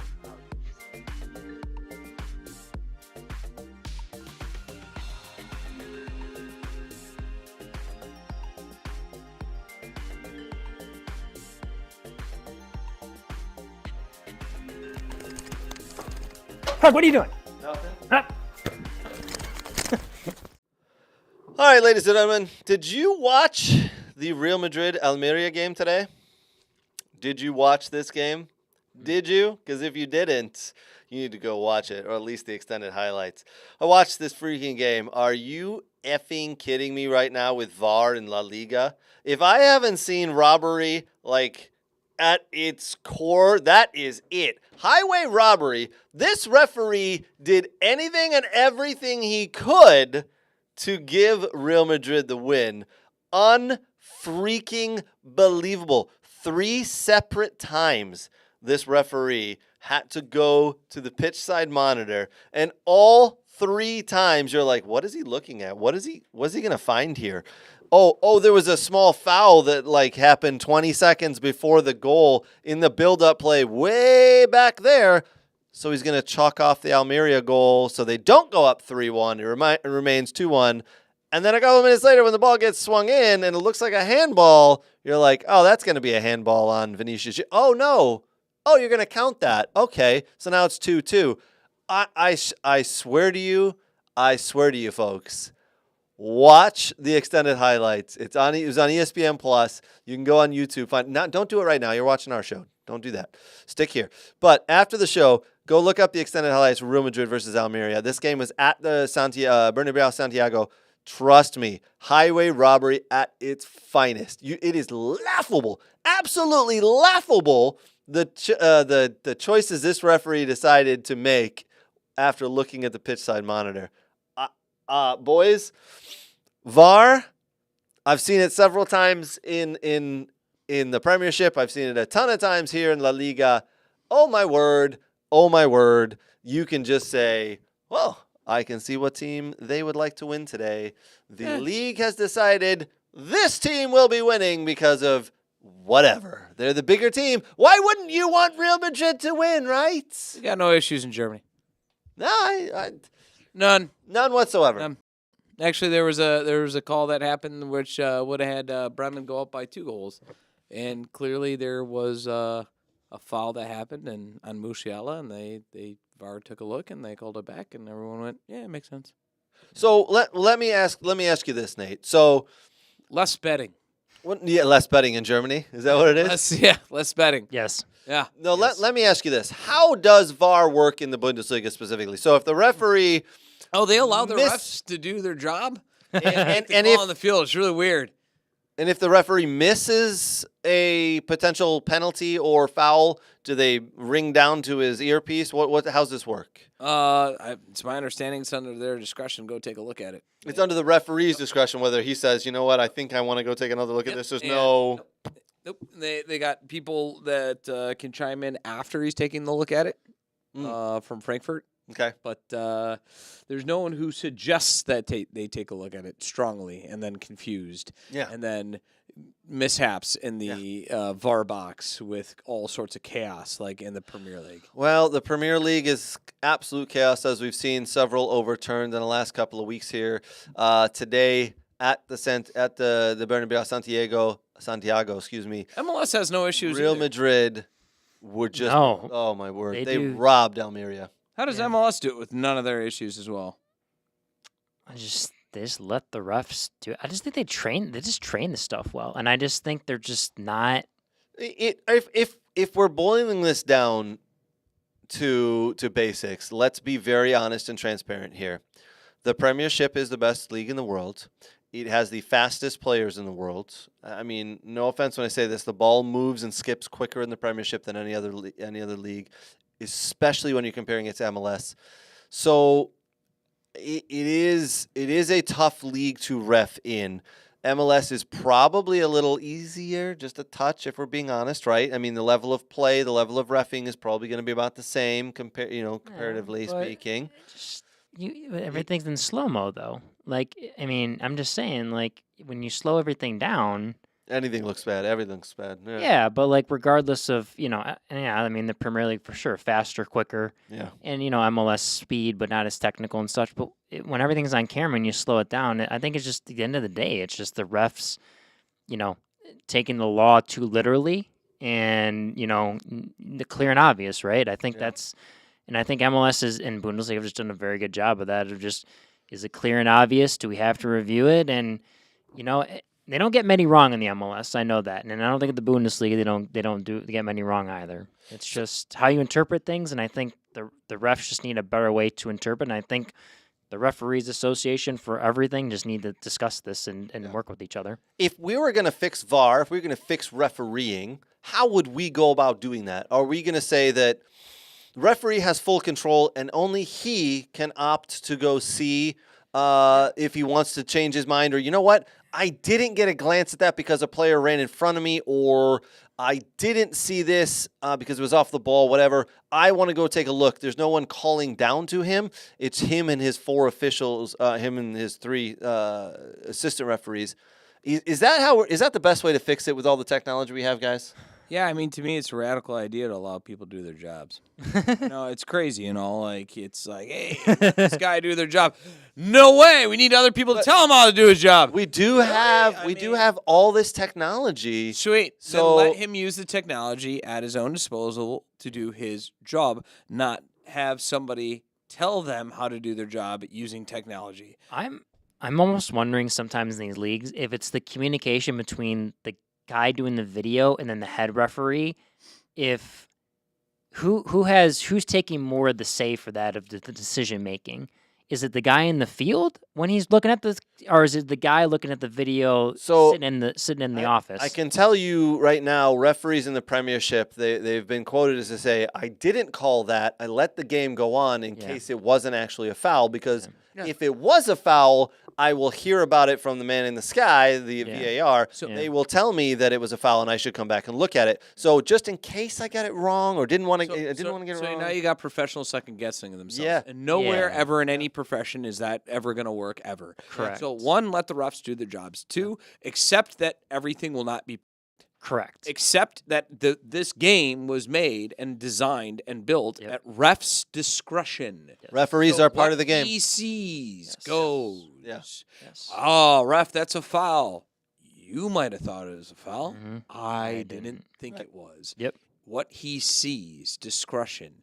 Stop thinking that it's a robotic thing, because you see what happens with other sports and when treat it that way. Football and It basketball. absolutely blows up. Oh, it's awful. Absolutely awful. Yep. Yeah. Let them do their jobs. Let them use technology as a tool to Mm-hmm. use their jobs. Don't have someone tell them jack diddly and squat. And then, you know what? Accept that it's their discretion and move Almost on. like the same with baseball too. Like it was just like, same with just let it go. Like there's too much review for that. But Nate's right. Like this game has flaws. Every game has flaws. Not flaws. Sorry. Refereeing was designed Discretion. for refs' discretion. Yes. How That do you is see not a things. flaw. That's true. And that's I'm not trying to hammer you. Yeah. It's just in general. I hear so many people. The ref got that wrong. Yeah. No, It's his the ref discretion. saw what he saw. That's his discretion.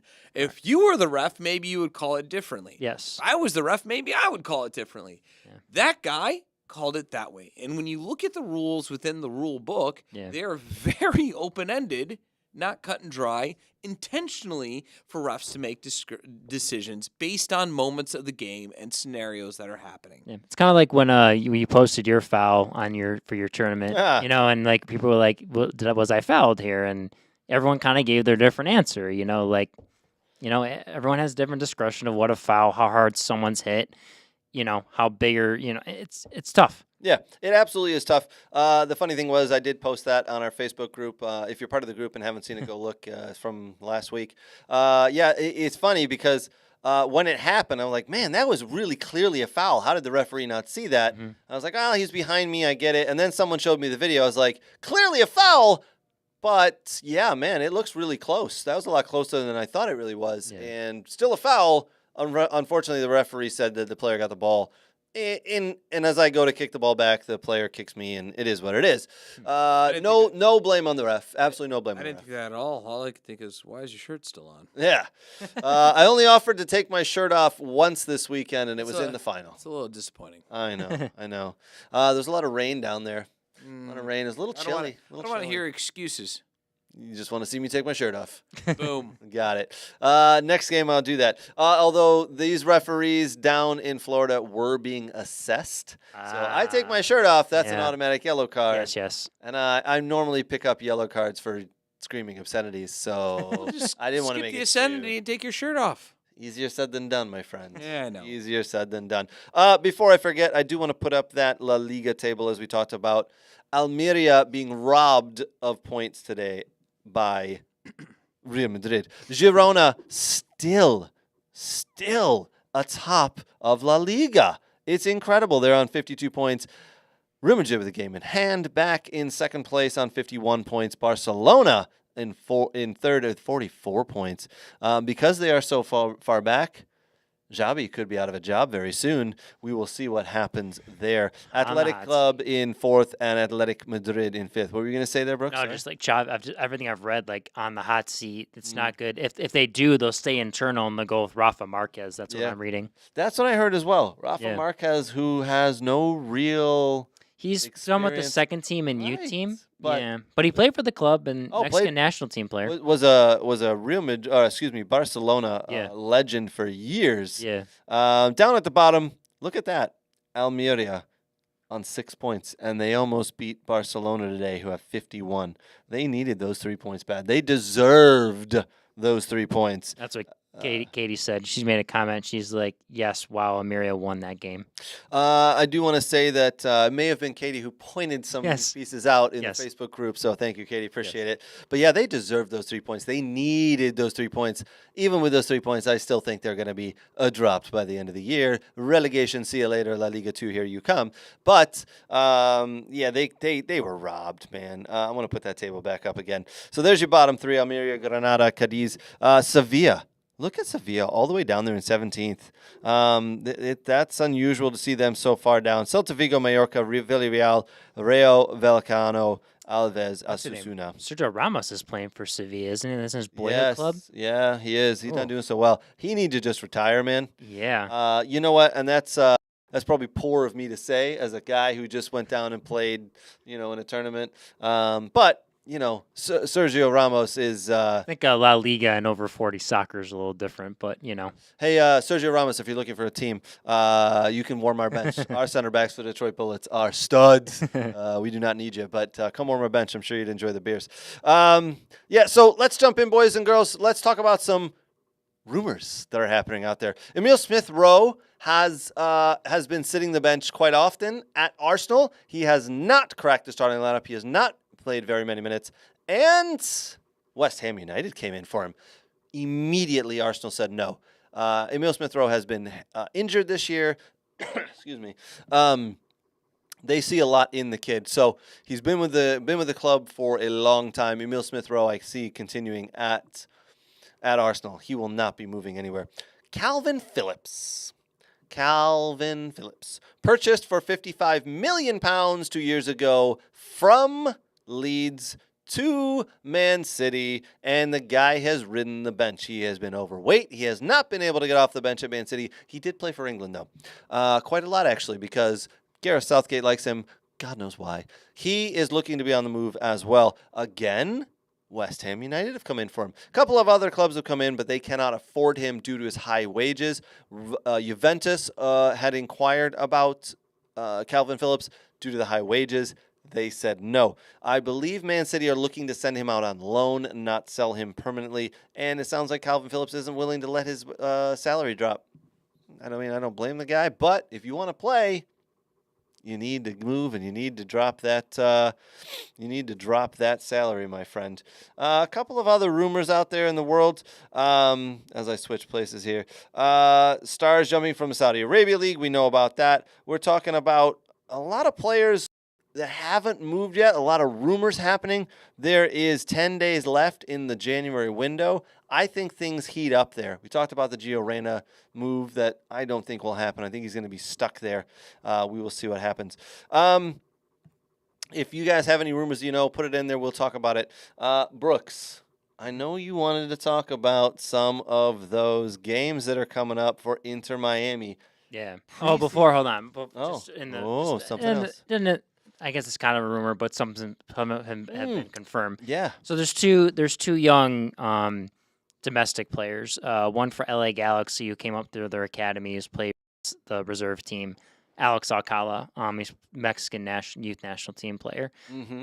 Probably when he's about 15, 16, there was an agreement with Citigroup that when he turns 18, he's going over to Man City, and that's been enacted. So he will head to Man City at some point. I'm not sure when, but it will happen. The other big player plays for the Philadelphia Union Academy, Kevin Sullivan. His brother Quinn plays for the Union first team, and he's got two twin brothers to play for FC Delco. So Kevin is a U15, and he's usually played up. I think he's played with the U17 national team a little bit. He's done some. But anyways, there are rumors that Man City are the favorites to get Kevin Sullivan, but the rumors are that if they do get him, that he will have to go to the Belgian club that they have that the Man City group own, and he won't be able to go to Man City until he turns 18. Interesting. Okay. Is this a good move for the young man, or should he stay here and try to progress here and hone his skills at home, or is the move abroad a good thing? I think the move abroad is a good move for him.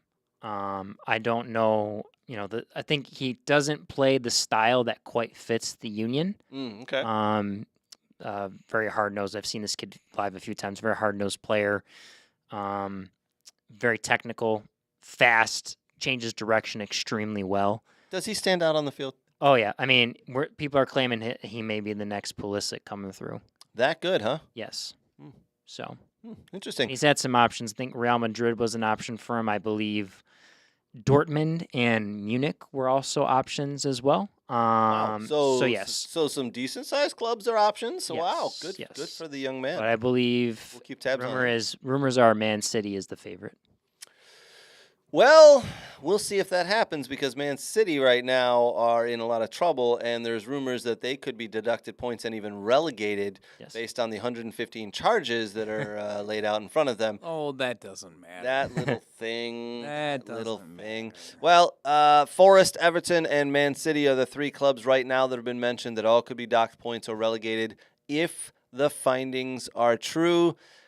I honestly think that somehow, again, that the lawyers for Man City will find a way to tie this up in court. I don't know, magically, once again, and get it pushed off even further down the road. We'll see if that happens. So Kevin Sullivan may not be heading the Citigroup, but he may also be heading there because I think they'll get it pushed off.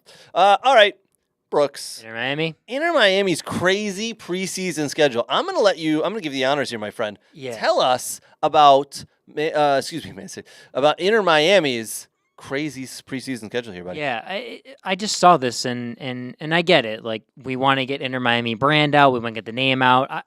So they already played against the El Salvador men's national team and they drew that game. I think, and it needs to be mentioned that I think Messi and Suarez played a half. Yes. Played one half of the game. But also they lost one of their under 22 DP players, Facundo Farias, tore his ACL, so he's out for 2024.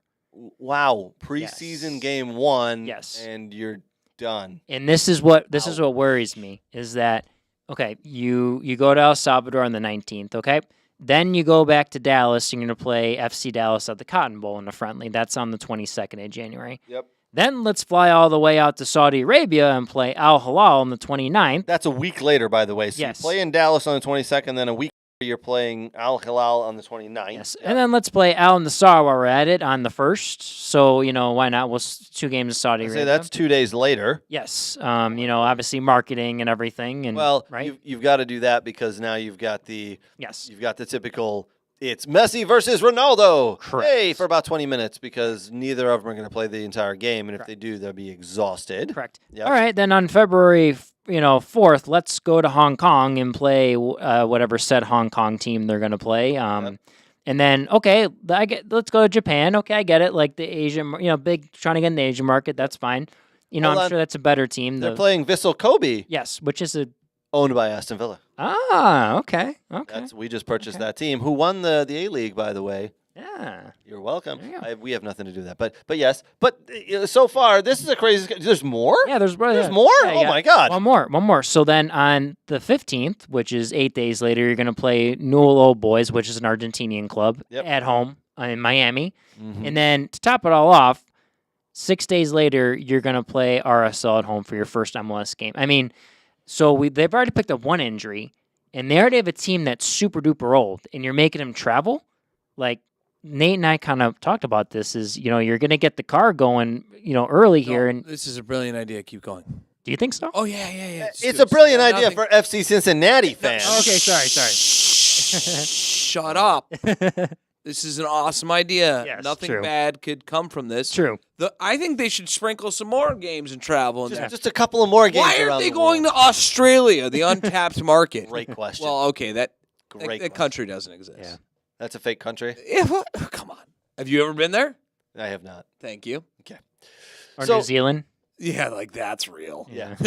What are you going to play in Mars, Brooks? Come on. So Let's be serious here. there's a lot of real games countries. Here. That's a lot of games and a lot of travel. in I a feel month. like Yeah, and like the English teams when they come over here, it's like they have like a month and a half or 2 months to do this. Like you're jam packing this before the MLS season. This is really not a smart no. move In all by seriousness, Miami. I do agree with you. I feel like they should fit more games in, and I think they should just pack them all in. Like surely you can like do a 5-a-side while you're traveling like, on the plane. on the plane. Like On the set plane. up a Yes. pitch and then in the air. yeah. Apple TV would love it. Yes. It'd be a Oh my new gosh. thing. I'd tune in. Yeah, it'd be all about it. Like Yeah. the 5-a-side airplane match. Have you ever seen a 5-a-side airplane match? Wouldn't you want to tune into it? I would. I Yeah, would love exactly. to. It's soccer. Someone's kicking a ball. Boom. I'm tuning in. So that's Yeah, how I it works mean, in my you house. Get but yourself on a C-140, and there you go. You could fit it. There's going to be a lot of disappointed fans at these games, don't you think, Brooks? Because Yes. there's absolutely no way that the older statesmen, the senior players, Yes. at Inter Miami are going to make it through all these games.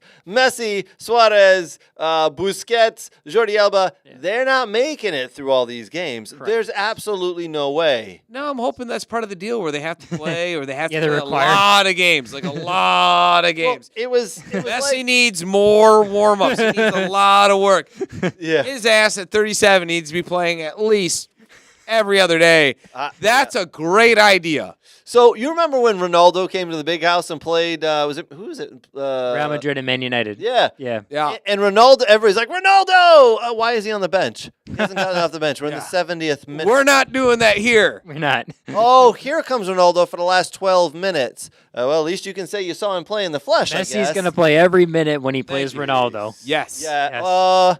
yeah, that'll be interesting to see. Messi's going to play every minute on this tour. Nate, are you going to tune in to watch Ronaldo versus Messi? Absolutely not. Okay. So I could there's some things I would rather do that day, such as Wash your hair. sock drawer organization, filing my underwear in color and alphabetical order. These things would probably take more precedent than a friendly match between two teams I do not give a shit about. I thought you were a big Al Nassr fan. You thought wrong. Oh, crap.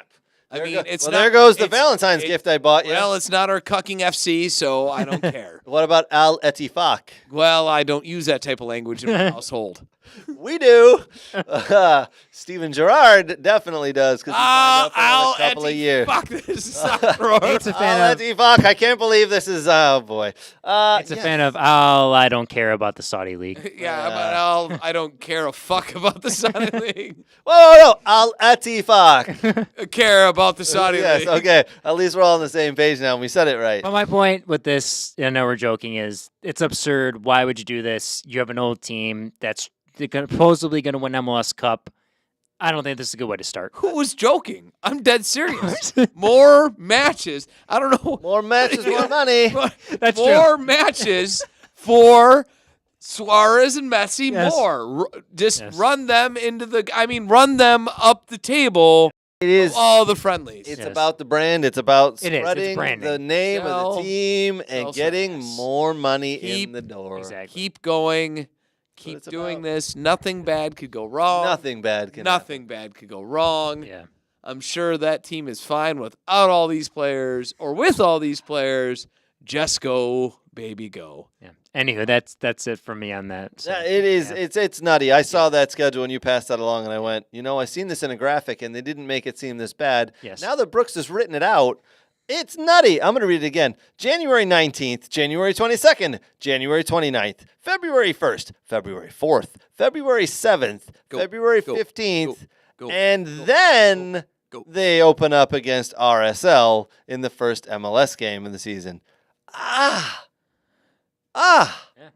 Yeah, man, I'm hurting just reading that because of how many games there are. I can tell you right now, as an older I think most statesman, play you only cannot 5. play that many games. It Yeah. hurts. Yeah, I think most MLS teams for preseason only play about 5 matches because then if you have CONCACAF to prepare for, you got to jump into that. So. Yeah, I know, it's nutty. There was one other piece. Oh, so listen, Ronaldo's come out and said that the Ballon d'Or and the FIFA awards are losing credibility.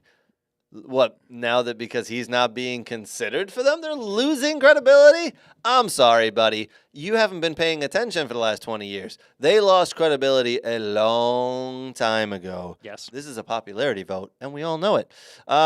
You know what? You know who wasn't popular and should have won it? Mr. Lewandowski. Right, Nate? Right. I mean, when you win all sorts of things, You won like a treble. 4, right? Well, Did hold you on, win 4 hold on. that year? We're not going to even go there. Okay. Like a treble, Yeah. because that's super easy to do. Yeah. All sorts of teams win trebles. Exactly. You want to list them, guys? Yeah. Go ahead, You want Craig. me to list them? List all the teams, all the Premier League teams that have won trebles. Go. Trebles. Well, there's 2, and they're both in Manchester. Oh, weird. That's But it. surely, like when you do like goal scoring records within your league, Yeah. and win a treble, NBD, no big deal, right? Like Yeah, no, that's everyone does that, like every single day. Like that happens all the time. So we won't get into Lewandowski and that winning everything. That's not a call to treble. He just won everything. Just won everything that year and scored And then a billion goals. Also did a goal scoring record. We'll just scoot those guys. That hadn't been broken in 50 years. Yeah, it's so easy that everyone breaks it every 50 years. It's going to be broken again this year. Well, actually, it probably will be, but Yeah.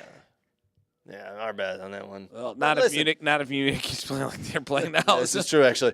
The FIFA awards, though, I mean, like... It is. It's a really, popularity contest. We need more awards. Does anybody really care about It's this? like every award. Like, I don't know what award that is left that's given to the true best player. The Nate Janulus That-A-Boy Award that I give out every year. It's a very prestigious award. In fact, none of the top players have actually even gotten it because I only give it to Craig Hearn every now and then when he takes his shirt off.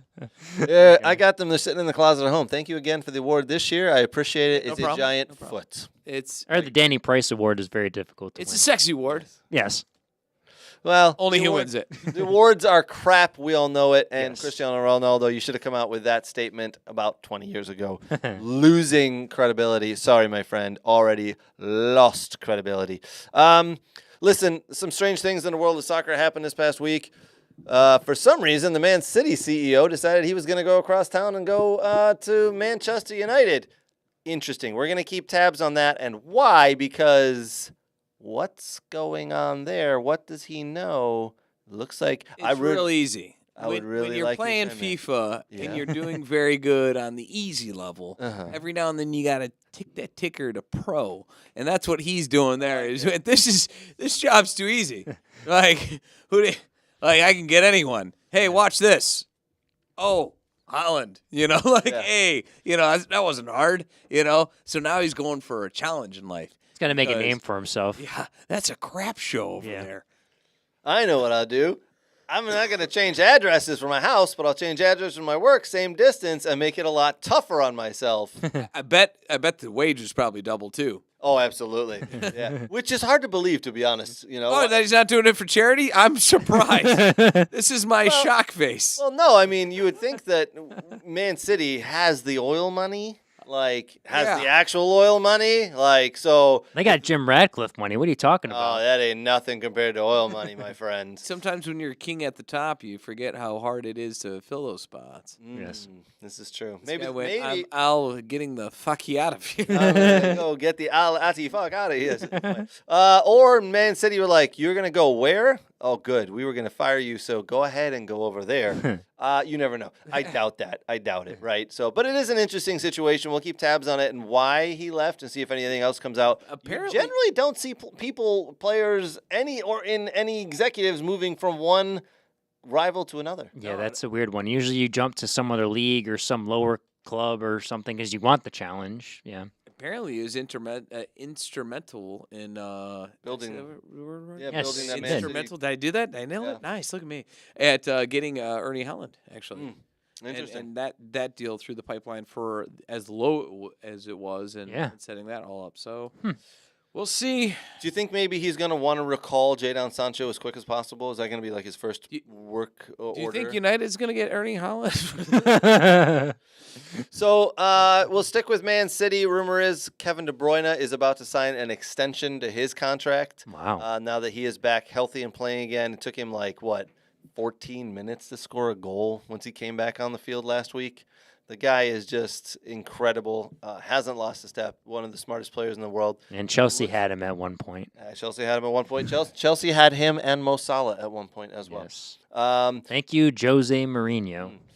Speaking of that, Jose Mourinho out of a job. Yes. Be interesting to see where he ends up. When he was fired, just an FYI, everybody, when he was fired at Tottenham, 15 days later, he signed with Roma.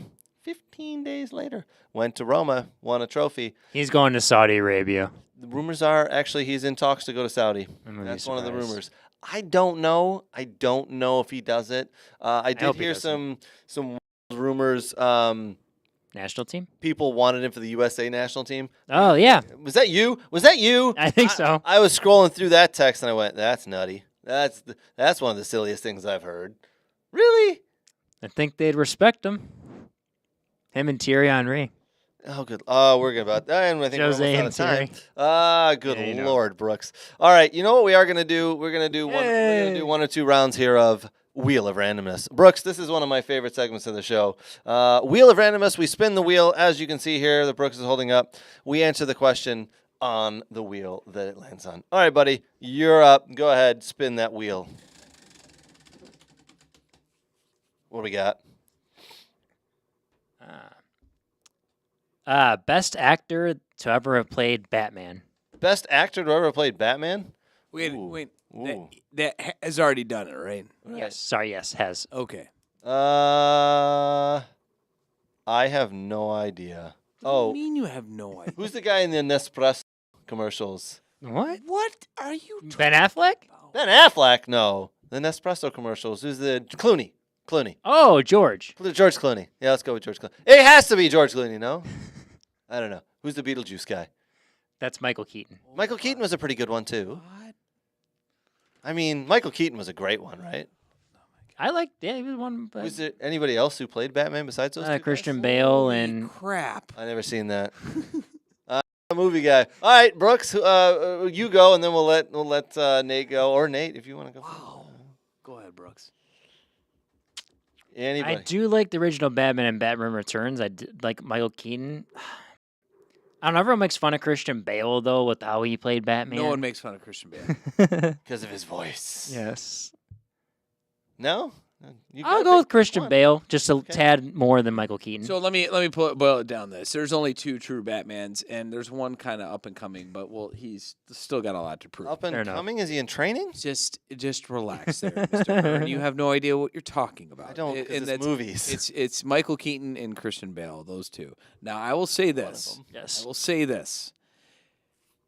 The Michael Keaton comes off a little cappy because of the time that was filmed. Yes. What was the time But- that was filmed? It was 90s. yeah, early 90s. Early 80s, 90s, yeah. 80s, late 80s, early 90s. It's an early 90s, late 80s movie, Yeah. right? If you were to swap Michael Keaton's acting and ability out for Christian Bale, Yes. he's the better Batman. Yes. So I think it's just the time and the technology that made the Christian Bale Batman the best. Yes. Even though Christian Bale is a second, I'm yielding to Michael Keaton as the better Batman. Fair enough. I win because I guessed that as well, right? Yes. You like George Clooney. Yeah, that him too. Do you want Val Kilmer too? No. Spin the wheel, spin the wheel. Yeah, we're going to move on. Hopefully it's a soccer question this time because I have no idea how to answer movie questions. I'm What do we hoping for got? another I movie like. question. You know what, Nate? I like now that Brooks has finally realized he doesn't have to turn his head to read He these. still hasn't. He still hasn't learned the paper I need trick. to Just do turn the the paper wheel. trick. He hasn't learned the paper trick. I gotta do that. Yeah. Okay, if we could invite one famous person to join us on Waz, who would it be and why? Ooh. Alexi Lawless. Oh wait, he will do that. Actually, we may get Alexi soon. One famous person. Yes. Yes. Michael Keaton. Is that a good answer? Do I win? Is that another one? Do I win again? What was wrong with the walls? I don't know. All right, one famous person. Brooks, do you want to go first? Give us one. What's one famous guy you want? I'm still thinking. Oh yeah. All right, I got my answer. Okay. Mr. David Beckham. I'd love to have David Beckham here because here's the thing. Nate and Danny can relate to him because he's a Man United guy. And he's sexy. And he's sexy. Well, that was why I could relate to him. That's also why I want Lexi Lawless on the show. This is true. I'll tell he's Lexi. sexy. I'll tell Lexi you said that. But I think David Beckham because Brooks, you can relate to him because MLS owner. Yeah. And he loves and played in the MLS, right? I can relate to him because England captain. And I'm a huge fan of Real Madrid and all that good stuff. So I think he would be someone who could fit in well with our group. Yeah. All right. Boys? Who would I invite? Anybody? Oh, I got the winner. It cannot beat David Beckham. Oh, yes, it can. I'm now questioning who you could have. Do not say Meatloaf. Nope. Okay, good. All right, Brooks, come on. Give us someone. Anybody. For me? Yep. Mm, You wrote the questions. You should know the answers. I know. Thierry Henry. Oh, good Lord. Fuck. Yeah, it's because he just wants to try to convince him to be on the U.S. national Al, team how do you coaching fuck? staff. I'll let you fuck. Why Thierry did Henry? we let Brooks back in? Clint Dempsey. Landon Donovan. God, no. All right, Brandon Donovan, there's yes. only one correct answer here. So I would love for Alexi Lawless to come in. That's not my answer, only because he's the nicest guy in the world. Yes, and he it'd be is. amazing. I would love for David Beckham to come in because he would have fantastic stories. But I thought, what is the one unique item that we could have? One unique person we could hang our hand on, and what would absolutely erupt into a gigantic shitstorm of a show that'd be the most entertaining 2 hours of anyone's life. Gary Busey. That's right. Gary Busey sitting right here trying to talk soccer with all of us. Gary Busey just going at whatever it is, and we're drinking. It's a drunk show I was about to with say, Gary Busey. yeah. Everyone's got cocktails. Gary Busey's got cocktails, and we're just going to let this rip. I don't know what's going to come out of it. Hopefully it's going to be entertaining and not blow up in my face, but it's going to be 100% awesome. There may be punches thrown if he gets in. And you know what? Yes. If Alexi Laws still wants to join the Gary Busey show, Soccer Talk with Gary Busey and Alexi Laws, we'll have him in the corner. I'm love sure it. he'll just sit there and laugh. Oh, I think it'd be great. Okay, It'll be wonderful. Absolutely. Okay, Hunt. So you did an actor. Do a soccer player and let us do like other famous I don't know that Gary Busey hasn't played soccer. I don't think I could name anybody else. You know? If it's pure soccer player, George Clooney. Listen, Shakira. if it's pure, Yes. how not Gary Busey? If it's pure soccer player, if I'm reversing it, then I will say Alexi Laws would be awesome to have here. Yeah. But if it's anyone, Gary Busey. I'm going Gary Busey. I'm going pure Gary Busey. Duly noted. All right. Well, we'll send out some emails and see if we can get any of those folks on the show. Gary Busey might reply. I'd be very surprised, but I'll see what I can Actually, do. part of me would not be. I Yes, would it's be like, true. this actually makes sense. Because he's nuts. What else is he doing? Nothing. Exactly. Yeah, you're right. Are we going for the third one? We have No, 5 minutes. no, we're good. We're gonna wrap We it. could do one more. You want to do one more? more. All right. All As I right. buy Gary Busey dinner at Stingers. He's probably a regular there. We just don't even know it. All right. Turn that wheel sideways. Read off the next one. We got here, Brooks. So this is one of Danny's questions. He wrote, if you could play next to if you play next to any soccer player in history, who would it be and why? Gary Busey. Yeah. Stole my answer. Oh, if I could play next to any soccer player in history. Yeah. Oh, gosh. All right. So I'm gonna do the 4-4-2 big man, little man.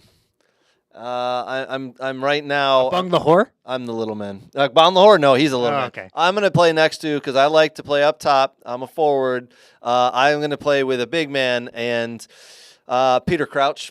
It's gonna be Peter Crouch. Yeah, I'd love to see him flick balls on and or lay him off. Yeah, Peter Crouch would love to play alongside Peter Crouch. Plus, love the Crouch podcast. All right, boys, you're up. Who would you like to play against? Brooks, you want to No, go? to play with. Play with.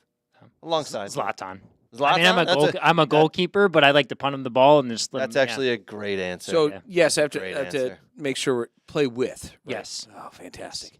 I'm going to go with Vinny Jones. Ooh, Yeah. hard man. Oh. Vinny Because Jones. because like I usually play like left back, and it would just be great to sit there and like the tweet kickoff. Vinny Jones just whacks some dudes. Yep. Red card out.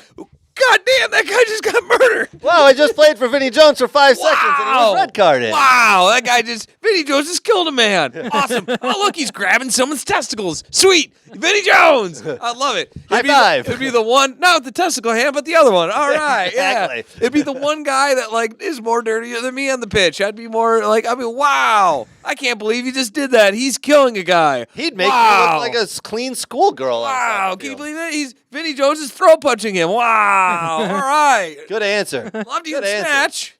Wimbledon FC's Vinny Jones. I feel like he wouldn't yell at me. I feel like he would, like Roy King would yell at you and potentially kick you. Yeah. I feel like Oh, yeah. Vinny Jones would just be so focused on murdering the other players that I could just stand there and just laugh and just have a good time. You're not wrong. Yeah. Also, Vinny Jones, the star of my favorite movie, Snatch. He's in several great movies. Absolutely. He played a He's good an actor? Manchester United. Oh, what? Did you just ask if he's an actor? What?